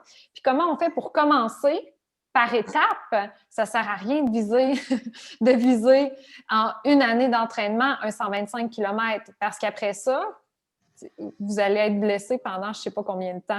Fait que l'idée, c'est de se fixer des objectifs réalistes dans le but d'atteindre petit pas par petit pas ce rêve-là, ce projet-là. Puis quand on a des objectifs, puis qu'on les décortique par étapes, mais ça aussi, c'est une manière de ne pas sombrer dans le côté noir de la chose parce que on le sait que c'est passager, on le sait que c'est en mouvement, il n'y a rien de permanent. Puis encore là, quand on est à l'extérieur, bien, on le sait, on le vit. Des fois, c'est dur de se le rappeler quand on est dedans, mais la douleur, le broyage négatif, bien, finit par passer. Mais il faut se donner une chance, puis il faut l'apprivoiser, tout ça aussi. Fait que merci. Parlant d'apprivoiser, on va tomber dans les milieux polaires. Nicolas, je pense que toi, tu as eu la chance d'apprivoiser, mais les milieux polaires, les milieux nordiques, tu es un amoureux du Groenland, tellement que je pense qu'à la rencontre des gens, quand tu as réalisé qu'il y a des gens qui habitent le territoire, tu as décidé de t'acheter une maison, de la rénover tranquillement, de découvrir un peu de manière peut-être brusquée aussi, des chocs culturels, des manières différentes de concevoir la vie. La vie en communauté, en collectif. Écoute, il y aurait beaucoup de choses à dire de toi, je pense. J'aimerais peut-être juste emmener des petits éléments que tu as participé à la réalisation d'une série documentaire qui s'appelle « Les oubliés du monde », qui s'intéresse aux communautés isolées du reste du monde, qui cherche à comprendre pourquoi et comment elles vivent dans ces régions reculées-là. Fait que tu as réussi à travers En fait, à travers le désir de vivre dans des grands espaces nordiques, je pense que l'autre t'a apporté beaucoup, hein, parce que c'est aussi grâce à deux Inuits en particulier que tu es encore avec nous aujourd'hui. Je pense que tu as eu des moments difficiles où on est vraiment très content de pouvoir t'avoir encore avec nous dans des aventures qui auraient pu mal tourner. Et tu as aussi tranquillement tourné ta vision de l'aventure pour viser l'accessibilité avec des personnes plus vulnérables. Je pense à des enfants sourds, à même un ami amputé au niveau tibial, pour dire, ben non, ces milieux-là sont accessibles à tous aussi. Il y a une manière de le faire. Il y a peut-être une manière d'emmener ce confort-là. Donc, un peu le guidage, l'accompagnement basé sur des connaissances, des compétences, puis un minimum d'équipement. Comment on est capable de faciliter cet accès-là? Qu'est-ce que tu as à nous dire sur ta psychologie de l'aventure? Alors, merci Joanie, merci à tous. Hein, c'est incroyablement inspirant, là, tout ce que j'ai entendu. Moi, j'ai carrément pris des notes et tout. J'ai trouvé ça vraiment absolument génial. Donc, merci de cette invitation. Alors, je ne suis pas au Groenland, là, ça y ressemble, mais je suis en France. Hein. Comme je disais, c'est un très vieux pays, des vieilles maisons et tout ça. Oui, alors merci de ton invitation. Il y a énormément de choses à dire. Effectivement, moi, j'ai 51 ans. J'ai commencé à partir la première fois, j'avais 18 ans. Et chez vous, d'ailleurs, la première fois, je suis parti en Colombie-Britannique.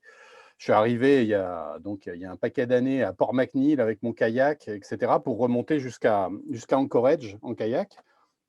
Et j'en ai bavé. Hein. Moi, je suis parti de la région parisienne, de la banlieue parisienne, des banlieues pas franchement évidentes, justement, où j'adore ce que disait René Claude là, tout à l'heure. C'est-à-dire que moi, j'étais dans un milieu, voilà, tu es tout le temps au commissariat parce que tu as dealé du shit ou tu as, voilà, c'est pas méchant, c'est pas des petits trucs, mais voilà, tu es dans un milieu qui te fait évoluer comme ça. Et j'avais une vision de la nature qui était une vision très néocolonialiste. Je me suis dit, faut que je me barre, faut que j'aille dans la nature. C'est là, je serais peinard et tout ça. Et en fait, j'ai découvert une nature qui était rude. Hein. Et effectivement, si tu n'es pas dans l'acceptation, comme l'expliquait hyper bien René Claude, il y a un superbe proverbe qui dit, voilà, l'homme pardonne parfois, Dieu toujours, la nature jamais. Et à partir du moment où tu luttes contre cette nature, eh ben, tu vas te buter, elle est bien plus forte que toi. Et la preuve, là, la pandémie, hein, la nature nous le rappelle vraiment bien, elle est vraiment bien plus forte. Donc, j'ai vécu ces aventures, j'ai fait beaucoup, beaucoup d'expéditions, j'en ai fait mon travail. En parallèle, j'étais, parce que l'aventure, tu ne gagnes pas beaucoup d'argent, j'étais prof à la fac en informatique, et puis donc, j'ai enchaîné les expéditions, j'ai fait traverser la calotte glaciaire du Groenland, je suis allé au pôle Nord à ski, etc. Des tonnes d'expéditions où on est là à tout calculer. Je pense que Florent, peut-être aussi dans ses courses, va retrouver ça, où on calcule exactement ce qu'on va manger, où on coupe les lanières du sac à dos qui sont en trop pour s'alléger au maximum. On est hyper carré. On a une vision finalement de cette aventure qui est, comme je disais tout à l'heure, très néocolonialiste, très bizarre. On ne sait pas trop ce qu'on cherche, mais on y va avec toute la technicité qu'il y a autour. Et c'est là où moi, ma rencontre avec le Groenland, une expédition au Groenland en kayak, très affûtée, il y avait 2 mois de raid, j'étais tout seul, je ne voulais pas me tromper. Voilà, on calcule tout. Bon, je n'avais pas d'informations météo. Hein. Moi, quand j'ai commencé les aventures, il n'y avait pas de GPS, il n'y avait pas de téléphone, il n'y avait rien du tout. Et donc, je vais voir un Groenlandais. Je parlais un tout petit peu de groenlandais à cette époque. Et puis, je lui demande, un pêcheur qui est là dans le village, je lui dis, voilà, à ton avis, demain, il va faire beau? Et le gars me regarde et il me dit, ouais, demain, il va faire beau. Ouais. Oh, je me dis, c'est pas possible. Je regarde, le ciel est gris, il y a un vent de dingue. Je me dis, c'est pas possible. J'ai dû me tromper. Donc, je retourne le voir et puis je lui dis, mais là, demain, il va pleuvoir. Et là, le Groenlandais qui était en train de faire ses filets, il me regarde, il me fait, ouais, demain, il va pleuvoir. Je lui dis, attends, mais je viens de te demander il y a 2 minutes il fait beau, il va pleuvoir. Je lui dis, je comprends pas très bien, là. Et là, il me regarde, il me fait, mais tu verras demain. Et là, je me suis dit, putain, mais oui, il a raison, quoi. Qu'est-ce que c'est que cette folie de chercher tout le temps tout ce qu'on veut? Donc, bref, je continue les expéditions. Et en fait, bon, je sais pas, c'est peut-être très, très masculin, mais en fait, dans cette folie des expéditions, qu'est-ce qu'on cherche? Je crois que Florent, il l'a dit hyper bien, on se cherche soi d'abord. Et en réalité, moi, je suis parti, j'avais 18 ans, je faisais des expéditions, c'était pour séduire les filles, quoi, pour me dire, waouh, je vais revenir avec. J'ai des photos d'ours, j'ai vu des ours, j'ai vu des orques, j'ai pagayé au milieu des orques. Voilà, on est dans la séduction, on se dit, on va être super fort, on va revenir, c'est le mal, quoi, voilà, le mal dominant. Et voilà, puis on a cette espèce de folie. Puis après, ça se transforme. On se dit, ah, tiens, les paysages sont beaux, on fait des photos, etc. Et moi, j'ai pas eu cette intelligence-là de tous les jeunes que j'ai vus au début, là, Jessica, Guillaume, Marily, Mélina, d'aller à cette rencontre. J'ai pas eu cette intelligence, j'ai pas eu cette vision. Moi, j'étais fasciné par les paysages, j'étais fasciné par les animaux. Et c'est qu'après que j'ai été fasciné par l'homme. Et qu'en fait, où je me suis rendu compte que l'homme, c'était absolument tout. Et que c'était l'humain, c'était ce ce qui m'a ouvert, en fait. Et c'est moi, en 2001, j'ai eu un accident, comme tu disais, sur la banquise, une grosse expédition en février, au nord du Groenland. Voilà, il fait -35, on est sur la banquise, on skie, etc. Tout d'un coup, je m'aperçois que la glace, elle est épaisse. Il y a ça à peine sur mes skis. Donc, je demande à tout le monde de s'arrêter, de faire demi-tour.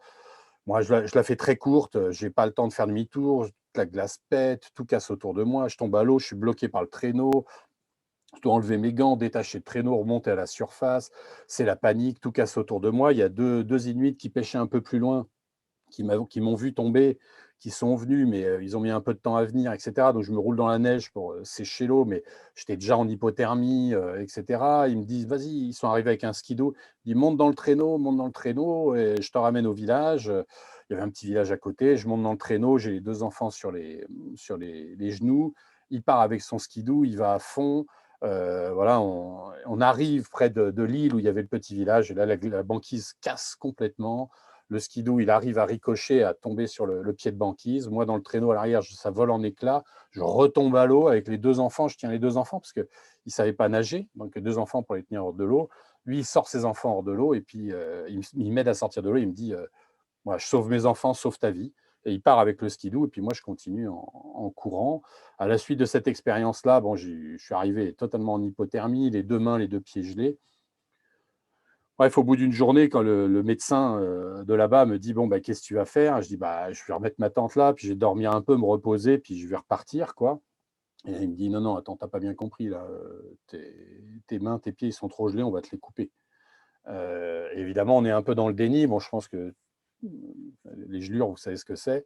Tout d'un coup, ça va arriver. Le lendemain, je me retrouve avec des cloques énormes, etc. Et effectivement, extrêmement touché. Et donc, j'ai vécu avec cette idée qu'on allait me couper les mains et les pieds pendant au moins 3 mois, et à me dire que tout est fini. Finalement, par chance, j'ai conservé mes doigts et mes pieds, mes mains et mes pieds. Et c'est là que tout bascule pour moi. Alors, c'est pas un choix, hein, c'est pas un choix. Je suis pas super fort, j'ai pas décidé de changer de vie. C'est une obligation. C'est-à-dire que tout d'un coup, je me suis dit, non, c'est plus possible. On n'a qu'une vie. Hein, ou plutôt, il y a un super bel adage qui dit qu'on a deux vies et que la deuxième, tu t'en rends compte quand tu t'en rends compte que tu n'en as qu'une, quoi. Voilà, et la deuxième vie, elle apparaît quand tu te rends compte que tu n'en as qu'une. Et cette deuxième vie, j'ai décidé de tout plaquer, j'ai tout quitté, la fac, tout ça, pour vivre que de l'aventure et de travailler comme guide, notamment. Et puis, j'ai décidé d'acheter cette maison à Couche-Lorsoirc, donc un village. Regardez sur une carte, c'est un tout petit village, une très, très jolie maison. D'ailleurs, vous êtes les bienvenus. Si vous avez envie, je vous invite d'ailleurs à aller dans ce village-là, parce que c'est cette rencontre avec l'humain, moi, qui m'a fait complètement basculer. C'est-à-dire qu'effectivement, et bravo, Vaolo, c'est vraiment pour moi, c'est l'aventure 2.0, quoi. Effectivement, c'est ça, quoi. C'est plus se confronter, comme le disait René Claude hyper bien. C'est pas Man versus Wild. Voilà, c'est l'homme et la nature. C'est replacer l'homme à sa juste place dans la nature. Quand vous êtes sur la banquise à Couche-Lorsoirc, vous êtes seul, il n'y a rien. Et vous êtes à la juste place. Et tout d'un coup, vous devenez humble. Et là, la rencontre avec ces gens aussi et ça, je l'ai noté, c'était vraiment, je trouvais extrêmement, extrêmement juste ce que disait toujours René Claude, c'est la vie, c'est l'aventure. C'est-à-dire que tout d'un coup, moi, j'étais hyper fier d'avoir traversé la calotte glaciaire. Bon, voilà, bon, tu mets 1 mois et demi à traverser cette calotte, voilà, tu arrives, tu es fier. Puis je vois un gamin à l'arrivée sur la banquise qui passe en traîneau, je le connaissais, il s'arrête, on discute. Et puis, le gamin, voilà, on discute, j'explique que j'ai fait la traversée de la calotte, il me fait: «Oh là là, waouh, super, bravo», etc. Je viens carrément de la côte Est. Et puis, Et puis lui, je lui dis, bah, et toi, qu'est-ce que tu fais là? Elle me dit, ah, bah moi là, je rentre au village là, parce que ça fait un mois que je suis parti. Je dis, ça fait un mois que tu es parti? Tu as 15 ans? Ça fait un mois que tu es parti en traîneau? Il me dit, oui, oui, je suis parti en baie de Melville. Je suis parti chasser le phoque. Donc, je reviens. Voilà. Il a 15 ans. Ça fait un mois qu'il est parti tout seul chasser le phoque en pleine baie de Melville sur la banquise. Et là, tout d'un coup, ton ego, waouh, il descend d'un cran. Et que cette rencontre, c'est ça moi, qui m'a complètement bouleversé, complètement retourné. Cette vie à Couche-Lorsoir, avec des règles qui sont complètement différentes, une vie différente. La vie, c'est l'aventure. Effectivement, vivre à Couche-Lorsoir dans ma maison, j'ai pas l'eau, pas l'électricité. Voilà, le chauffage, bah, il faut aller chercher les bidons de fuel, etc. pour se chauffer. Où tout est une aventure et où en fait, on se rend compte que voilà, les gens, toute cette aventure humaine, elle est d'une densité incroyable. Souvent, il y a des gens qui me disent, mais oh, qu'est-ce que tu fous à Couche-Lorsoir qu'en plein hiver, il n'y a rien à faire, il fait nuit. Alors, effectivement, il fait nuit pendant 3 mois, mais j'ai une vie sociale à Couche-Lorsoir qui est 10 fois plus puissante que ma vie sociale à Paris. Parce que tout le monde va chez tout le monde se rencontre, il y a une solidarité absolument incroyable. Et qui ne peut passer cette découverte, elle ne peut passer que par la rencontre avec l'autre, aller voilà, se mettre en danger. Il y avait effectivement différents voyageurs explorateurs. Moi, je trouve que c'est l'énergie que tu mets dans ton voyage, parce que finalement, tu trouves ce que toi, tu y amènes. Et toute l'énergie que tu vas amener dans ton voyage, amener dans ta découverte, ben, c'est ce que tu vas retrouver chez les gens. Et moi, j'ai vécu une chose, et tu en parlais, Joanie, je vais peut-être terminer par là, je fais faire gaffe, je suis hyper bavard. Il ne faut pas hésiter à me couper. Mais c'était une aventure pour moi, une de mes plus belles aventures, c'est que j'ai réussi à trouver un peu d'argent pour emmener mes 2 amis de Couche-Lorsoir, dont deux Groenlandais, deux chasseurs d'ours, hein, c'est leur métier, voilà, en France. Et ça a été absolument extraordinaire, cette découverte pour eux. Ils n'avaient jamais quitté Couche-Lorsoir. Et ils sont venus chez moi en France. Et moi, j'ai vu mon pays autrement. J'ai découvert autrement, j'ai découvert des tonnes de choses. Cette rencontre, elle se passe dans les 2 sens. Et elle était absolument bouleversante pour moi. Je leur avais offert à chacun d'eux un appareil photo numérique et j'aurais dit, voilà, je vous l'offre. En échange, ce que je voudrais, c'est que vous me donniez vos photos, les photos que vous prenez. Donc, première journée, on visite tout Paris. Et donc, c'est grand Paris, hein, quoi. Et voilà, on visite tous les monuments, etc. Et puis à la fin, on est crevé de la journée. Je regarde les photos, ouais, des photos de monuments. Puis d'un coup, je vois une photo de mon copain Ouli, qui est tout seul, comme ça. Puis Adam. Puis en fait, je me rends compte qu'il montre un truc sur la photo. Et en fait, il y a des pigeons devant Ouli qui montre des pigeons, Adam qui. Et je regarde les photos, sur 50 photos, il y en a 30, c'est des photos de pigeons. Je me dis, mais pourquoi vous prenez des photos de pigeons? Et là, ils me regardent et ils me disent, bah, Nico, c'est le seul animal qu'on ait vu, hein, quoi. Et voilà. Et d'un coup, tu te dis, ouais, effectivement, et pour reprendre ce que disait René Claude, c'est que notre environnement, on l'a domestiqué et s'est tellement éloigné de la nature qu'on a besoin vraiment, vraiment de ce retour et de disons, se déconnecter pour se reconnecter vraiment à l'essentiel, quoi. Voilà ce que j'avais envie de partager avec vous, mais il y aura tellement de choses à dire. Ben, écoute, j'ai juste envie de te faire un petit clin d'œil en terminant peut-être pour que tu nous partages, tu sais, quand on parle de différences culturelles, de différences de perspectives, c'est des choses aussi après ça, hein, René-Claude puis Florent, on pourra vous écouter là-dessus. Tu sais, je pense que tu avais quand même un bel exemple d'une distinction peut-être d'un point de vue occidental quand tu rencontres un ours, par exemple. Tu sais, qu'est-ce qu'il faut que tu fasses versus ce que ferait un Inuk, un Inuit ou tu sais, est-ce que tu as vraiment juste besoin d'un arme pour affronter un ours? Tu sais, quand on parle de notre relation à l'environnement, mais je pense qu'il y a une notion aussi d'animaux. Oui, alors c'est exactement la relation avec l'environnement. Moi, ce qui me sidère maintenant le plus, c'est quand on emmène des gens, par exemple, en ski Pulka, tu vois, en traîneau, tu vas au Spitzberg ou quoi, ou au nord du Groenland sur la banquise, et qu'il y a un ours. Et que tout d'un coup, il y a quelqu'un dans le groupe qui voit l'ours et qui fait « Oh, chut, regardez là-bas !» Il parle tout bas, il dit « Regardez là-bas, il y a un ours, quoi. » Tout bas. Et là, tu as envie de dire « Mais attends, s'il y a un ours qui est là, si toi, tu le vois, à ton avis, depuis combien de jours il nous a vus et il sait qu'on est là, tu vois? Et ça, tu vois, c'est cette espèce de déconnexion comme ça, alors que, ouais, oui, l'ours, il t'a vu, t'inquiète pas, quoi. S'il est là et qu'il est assez loin de toi, t'as rien à craindre, etc. Et ce rapport avec l'animal, il est aussi troublant. C'est-à-dire que, évidemment, au Groenland, en plus, c'est compliqué, mais c'est comme au Nunavut, où nous, les gens, souvent que j'emmenais, j'étais vraiment confronté au fait que, ben voilà, ils disaient, il ne faut pas chasser l'ours, il ne faut pas chasser la baleine, voilà, à vouloir donner des leçons et même à vouloir forcer à couche-leur-soir les gens à bouffer du poulet, quoi. Et voilà, et le rapport, parce que le rapport à l'animal, il n'est pas le même, hein. Là, récemment, j'ai des gens là, qui m'ont demandé de les emmener à la chasse à l'ours. Mais les Groenlandais, ils ne vont pas t'emmener à la chasse à l'ours, quoi. C'est une chasse d'opportunité.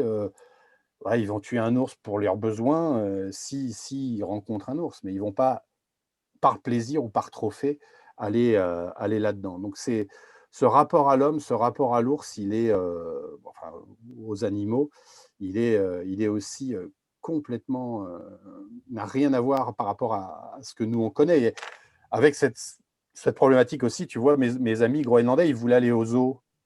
Donc, on est allé au zoo, ils voulaient voir plein d'animaux. À chaque fois, à chaque animal, on passait devant une girafe, il me disait « Oh, la fourrure, qu'est-ce qu'elle est belle !» Et puis il me disait « Mais ça a quel goût ?» Et pour chaque bestiole, moi je dis bah, « Je ne sais pas trop, un hippopotame, voilà. » On les laissera pas lousses au centre-ville. Ouais.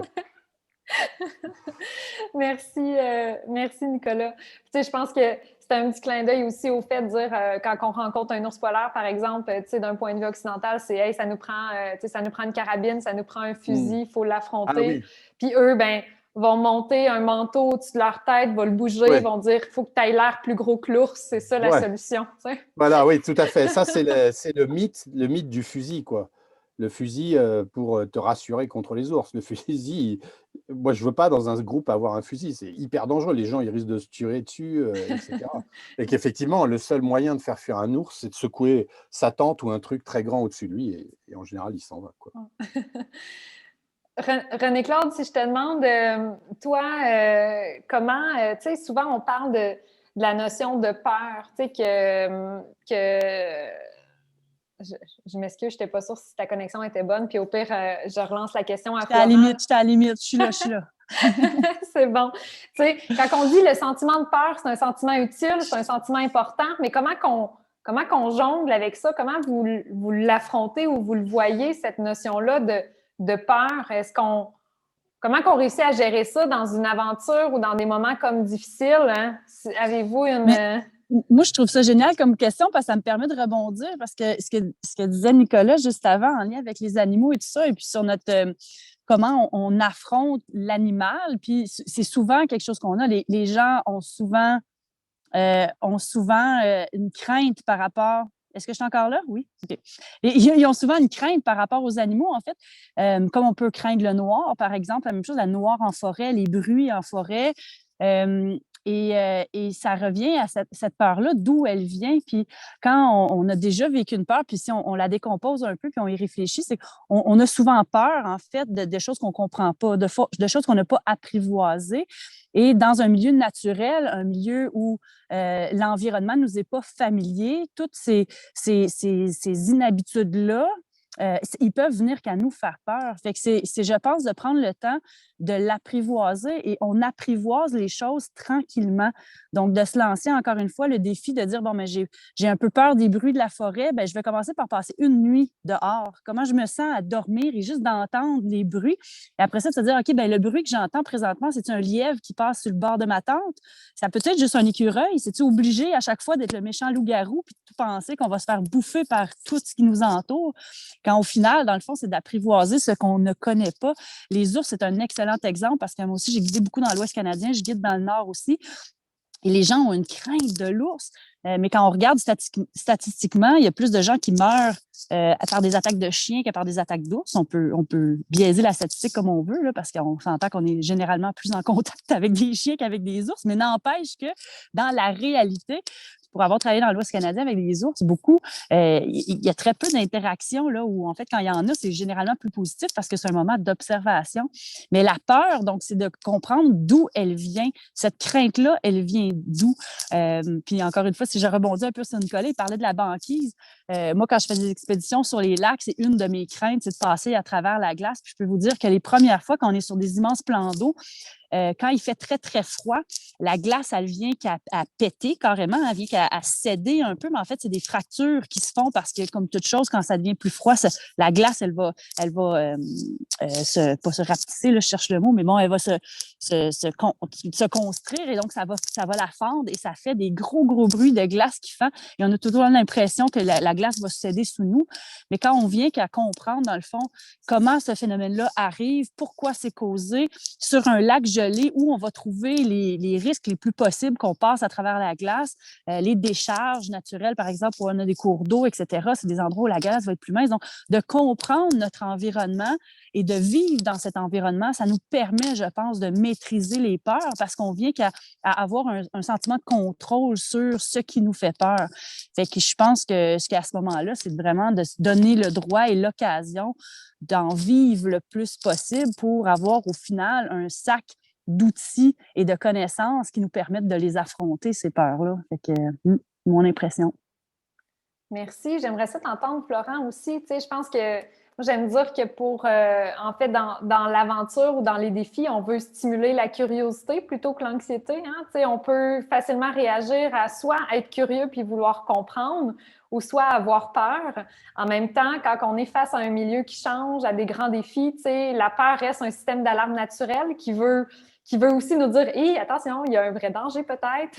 Est-ce que c'est un danger réel ou perçu? » Là, après ça, faut décortiquer un peu notre système d'alarme puis dire « OK, tu sais, c'est-tu correct que j'aie peur? C'est-tu normal?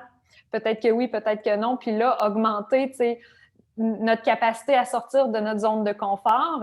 J'imagine qu'on apprend aussi à travers l'aventure à mieux se connaître, hein, à connaître nos limites, nos forces, à se respecter aussi. Toi, c'est quoi ta vision un peu de ce système d'alarme-là? La peur, tu vis ça comment? Je partage beaucoup ce que Nicolas nous ont justement partagé, ça c'est vrai. J'aime aussi ta façon de voir les choses avec l'alarme, là. C'était comme ça aussi que je le vois. J'ai peur, j'ai besoin d'avoir peur. Ça me permet justement de travailler sur moi là parce que je sais que la peur quelque part, même si j'en ai besoin pour avancer, j'essaye de la repousser puis de l'amener le plus loin ou l'amener dans des endroits inexplorés. Donc ça c'est mon petit défi personnel. Donc lorsque je frappe une peur, ma première façon, en fait, déjà comment je réalise que c'est une peur? Ça c'est ma première question que je suis en train de me poser. Je me dis est-ce que là j'ai peur ou est-ce que là je panique? Ce qui pour moi est différent. Est-ce que je suis biaisé par ma perception de pas moi d'un ours ou d'un être humain ou peu importe. Donc j'ai cette réflexion. Puis bon après c'est sûr comment moi je distingue la peur, c'est parce que la peur me fait avoir des frissons que je n'ai pas dans les 2 autres situations. Et là, je me dis: «OK, là, je suis comme dans un état de choc là, j'ai peur. Là, je pense que j'ai peur». Fait que là, c'est mon premier constat. Puis ensuite, l'étape d'après, c'est de dire: «Bon, bravo, tu as peur, mais maintenant, on fait quoi avec ça là? Qu'est-ce que tu apprends de cette peur-là? Puis, comment tu avances là-dessus?» Alors, donc voilà, moi, j'ai par exemple, mine de rien, les serpents, j'ai peur des serpents. Puis bon, c'est comme ça, tu sais, j'endors pas la nuit, mais quand je cours, j'ai souvent des craintes, puis je vois des serpents là où ils sont pas. J'ai des hallucinations là-dessus et puis, quand j'en vois un, par contre, je peux vous dire que ça me fait peur. Puis pendant peut-être 5 kilomètres, je suis tout bouleversé. Je vous parle d'émotion là, c'est ça là, je me sens complètement, pris parce que j'ai vu un serpent. Puis après, tu sais, ça va donc je travaille ça je le sais que je dois travailler là-dessus. Donc c'est un peu ce que je partagerai sur mon appréciation de la peur, je dirais. On retient les serpents. Mais c'est vrai que pour avoir lu des récits de course aussi, de longues courses hein, dans la jungle, où on comprend qu'il y a des milieux quand même où tu traverses une jungle de nuit, là, tu sais, il y a bien des choses qui peuvent sortir en dessous des feuilles. Et il y en a, et ça sort. Et ça sort. Puis tu sais, je reparle une autre course faite en Inde, celle-là, elle était dans la forêt tropicale indienne. Puis c'était rigolo parce que le directeur de course, en fait, au début, il expliquait un peu les dangers, puis les affaires et tout. Puis là, il nous dit, bon, faites attention, vous pouvez donc rencontrer bon, des serpents, bien sûr, des araignées mortelles, des éléphants. Donc, ah, ok, my God. Là, on parle pas d'un ours noir, là, on parle d'un éléphant. Moi, je l'ai pas vu. Mais non, en effet, c'est rigolo. Ça doit faire assez peur de courir et d'arriver nez à nez avec un éléphant. Ça m'est jamais arrivé, mais C'est clair, c'est clair. Si, il y a comme, il y a quelques questions là, qui commencent à arriver dans le chat. Je ne sais pas si c'est quelque chose qui vous parle. Si je vous dis, si vous définissez l'aventure pour vous en un mot, une phrase, qu'est-ce qui vous parle vraiment? Peut-être la raison pour laquelle vous faites ça ou comment vous concevez. Je pense qu'il y a des éléments qu'on a retirés à travers vos témoignages, mais y a-t-il quelque chose qui vous vient si on essaie de résumer ça? allez, ben, je me lance. Moi, je dirais l'émotion, mais je dirais l'émotion à partager. C'est les deux mots parce que l'émotion reste pour moi assez individuelle. Je pense que quand on associe émotion et partage, en tout cas, c'est ce qui me fait avancer, moi. Merci. On a vulnérabilité aussi de Luc Tremblay. Je trouve que c'est assez parlant, hein? Réussir à accepter sa vulnérabilité. Puis je pense que c'est de ramener l'humilité pour dire, OK, tu sais, est où la limite entre la détermination puis la résilience, hein? Ce qui fait la persévérance, le moment où tu vas dire, OK, je poursuis, puis là, OK, ouais, peut-être que c'est trop poussé. Je pense que c'est bon. Vas-y, René-Claude. Ouais, moi j'en ai fait un mode de vie. Fait que moi, moi, quand on dit l'aventure, moi, c'est mon mode de vie. C'est ce que je fais. C'est ça. Puis c'est là que je trouve qu'il est intéressant en fait, c'est là où est-ce que je pense que tu le vis au maximum. Quand on devient des aventuriers à 100 quand on devient des voyageurs à 100 quand on navigue autour de cet univers-là dans le 100 ça fait juste partie de qui on est. J'ai de la sève d'érable, moi, dans mes veines, là, présentement. Tu sais, j'ai de l'eau saline dans le nez. C'est ça, là, pour moi, l'aventure, c'est mon mode de vie, au final. Fait que là, on est dans ton bureau ou dans ta chambre à coucher en ce moment, là, en avant de ton érable argenté? En fait, là, présentement, je suis en train de donner, ça paraît pas, mais on est en pleine formation de sauvetage en eau vive avec les futurs guides en tourisme d'aventure, donc du programme dans lequel j'enseigne et que je coordonne. Donc, j'ai donné la POC à mes collègues qui sont en train de poursuivre ça sur le bord de la rivière. Puis moi, je suis ici avec vous, là, un peu semi-nature. Je suis à Saint-André-d'Avelin, pour ceux qui veulent explorer un peu le coin dans la merveilleuse région de l'Outaouais. Bien tranquille aujourd'hui, mais bon, c'est mon milieu semi-urbain. Fait que l'Outaouais qui est dans l'ouest de la province de Québec. Puis Exact. à regarder ton habillement, on comprend qu'il ne fait pas super chaud au Québec pour se plonger dans la rivière pour apprendre à sauver du monde quand... C'est vrai, mais quand un guide doit aller à l'eau, il doit aller à l'eau.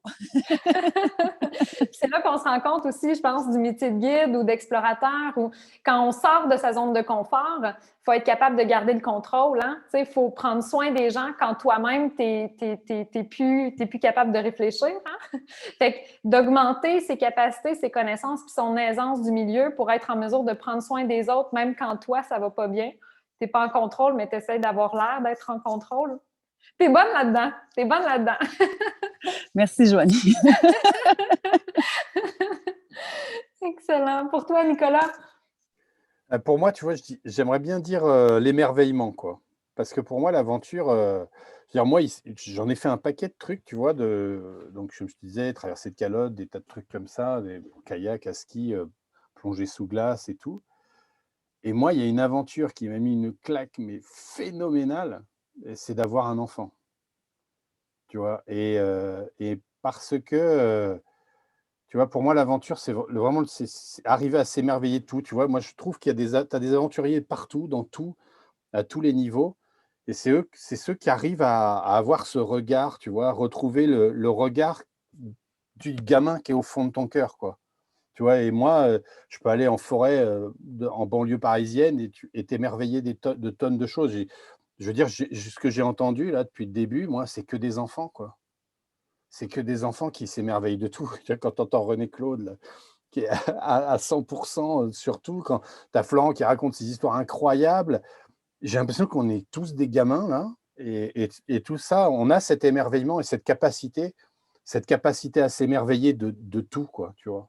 Et c'est ça qui te pousse, c'est Tintin, c'est vers l'aventure, quoi, et l'envie, alors le partage aussi. Je pense que Florent touche un truc très fort, mais comme le fait René Claude aussi, comme on le fait moi en tant que guide aussi, c'est le partage avec les autres. C'est-à-dire, c'est regarder dans l'œil de l'autre ce qui se passe. Moi, je me souviens juste une toute petite histoire, parce que j'ai travaillé après sur des bateaux de croisière. Je travaillais beaucoup avec des handicapés et tout ça. Puis après, sur des bateaux de croisière avec des personnes âgées.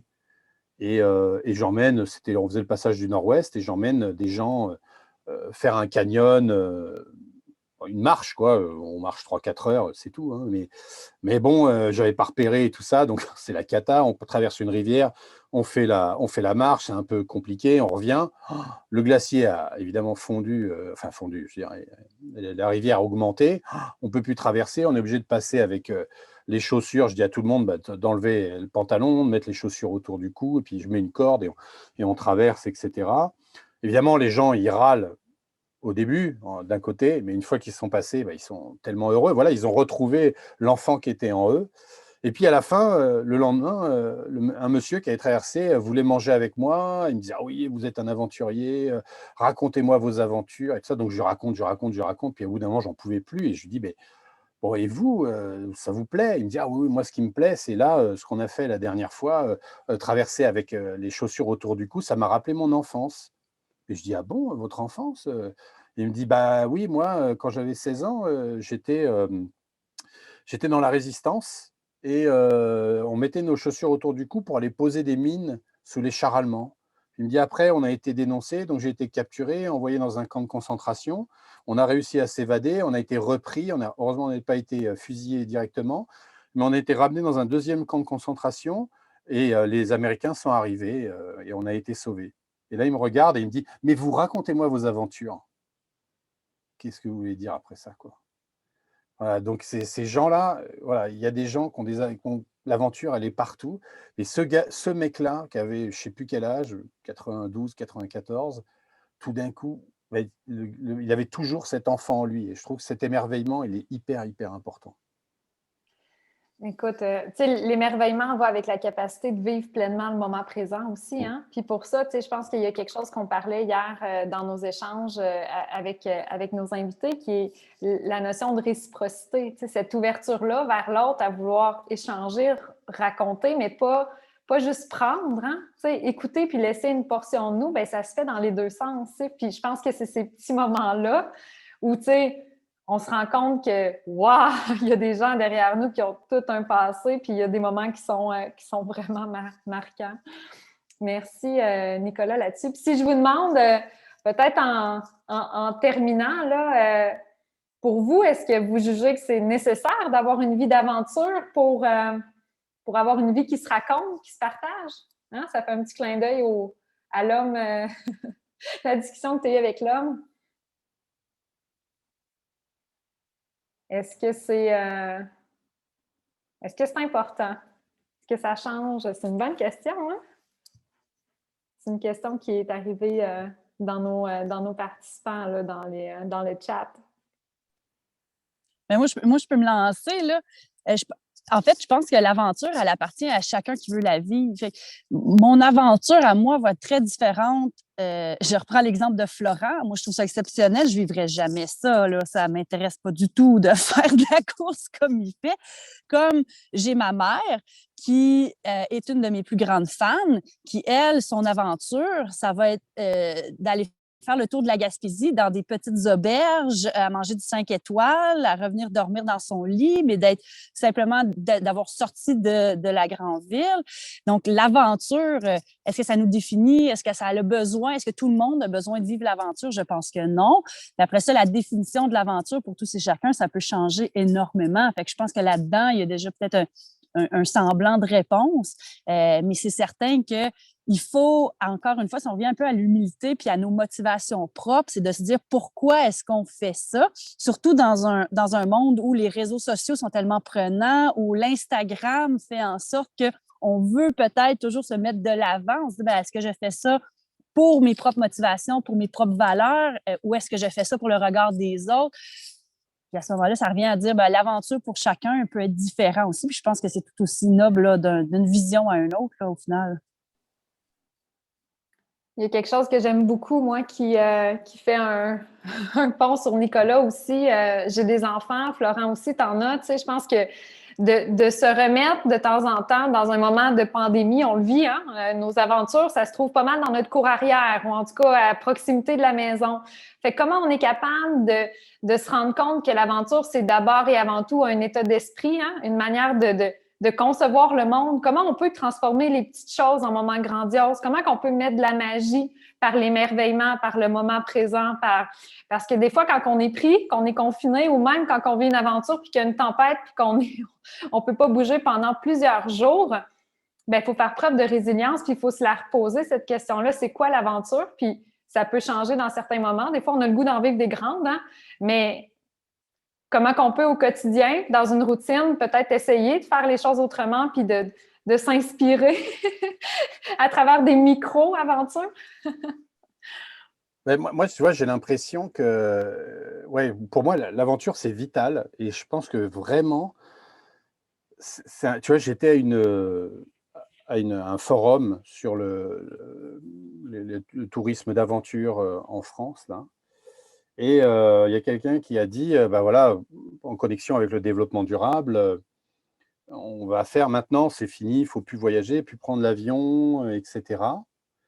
Et on va faire, voilà, on analyse une solution en réalité virtuelle, etc.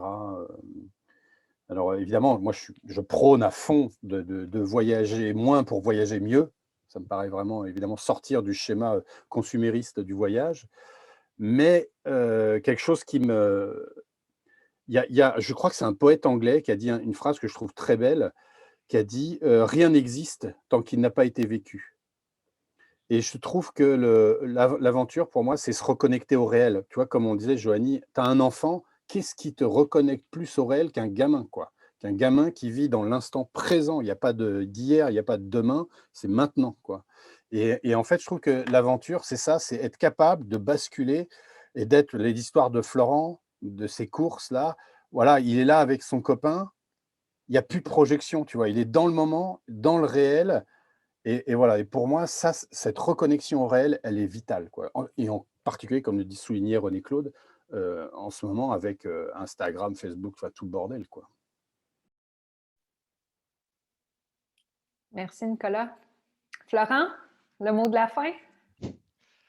Non, mais j'écoutais nos deux autres panélistes, René Claude et Nicolas, et puis sur la définition d'aventure, et je trouve qu'il y avait le côté plein air qui ressortait beaucoup. Puis dans ma définition aussi, il y a le côté émotion, on en a parlé. Tu nous parlais, Nicolas, d'émerveillement. Tu as tout à fait raison. J'ai aimé la dernière façon dont tu as apporté la chose. Par contre, je ne sais pas, il y a un point puis je n'ai pas la réponse, mais j'aimerais nous la poser aussi. Aventure, moi, de plus en plus, je vois des aventures virtuelles. Je vois des aventures dans les technologies, puis j'ai l'impression que ce serait peut-être un peu facile aujourd'hui d'effacer le concept aventure, enfin du moins le fait que aventure puisse aller avec virtualité. Je comprends tout à fait ce qui vient d'être échangé parce que je le ressens. Moi aussi, personnellement, j'ai besoin de sentir, j'ai besoin de bouger, j'ai besoin d'avoir peur comme ça. Mais honnêtement, quand on prend un certain pas de recul, on pourrait, puis là je lance peut-être un débat là, on pourrait aller chercher bien de l'émotion dans du virtuel. On pourrait aller chercher de la connexion avec des êtres humains dans du virtuel. Moi, quand je vois mes enfants, et je vous le dis là, j'en suis pas super fier, mais c'est ça. Ils ont des amis maintenant, c'est dans les jeux, c'est des gamers, c'est ça, puis c'est ça leur lien de connexion. Bon, bah, c'est ça. Quand on voit d'avoir peur, on peut avoir peur dans je veux dire, dans du virtuel aussi. Donc, il y a bien des mots qu'on a mis en avant depuis tout à l'heure. Quand on prend un pas de recul, là, on peut se dire que ouais, le virtuel, il est où là-dedans là? Et Et je pense que ça peut être un beau sujet de réflexion pour Vaolo, pour les choses. Puis encore une fois, je crois dans tout ce qui vient de se dire. Moi, j'ai besoin de vivre le moment, de vivre le concret, la réalité et non le virtuel, parce que autant j'ai besoin de rêver, autant j'ai besoin de sentir la vraie vie, de me sentir groundé, excusez-moi, puis de me sentir connecté avec les gens, avec la planète, avec la terre, avec les animaux et tout ce qu'on s'est dit. Puis ça, pour l'instant, moi, le virtuel ne me le donne pas. Mais peut-être qu'il le donnera un jour, je ne le sais pas. Bien, dans ce sens-là, en fait, je veux quand même rappeler à tout le monde que notre événement virtuel, c'est la première grande étape pour se rencontrer sur le terrain en septembre. Fait que pour ceux et celles qui sont intéressés à poursuivre l'aventure ou à s'informer davantage, prenez note qu'il y a les formulaires pour s'inscrire pour participer au grand programme d'exploration. Là, pour devenir explorateur va être disponible à partir de demain. Et l'objectif, ensuite, c'est de pouvoir aller sur le terrain à votre tour, rencontrer des belles personnes, rapporter votre expérience, puis pour les chanceux, mais participer à la formation terrain pour rencontrer après ça, pour vivre des aventures ensemble en septembre dans le bois. On va aller dans le bureau à René-Claude. Puis on va inviter un peu tout le monde.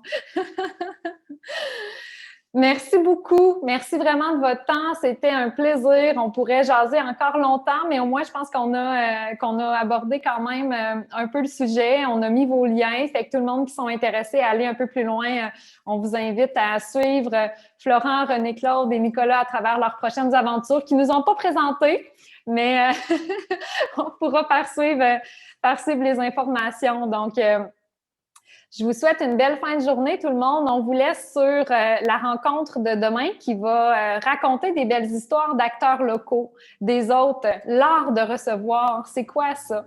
Fait qu'on a 6 personnes qui vont nous parler de différentes expériences puis de leur approche sur recevoir les gens chez soi, en nature ou dans un autre continent.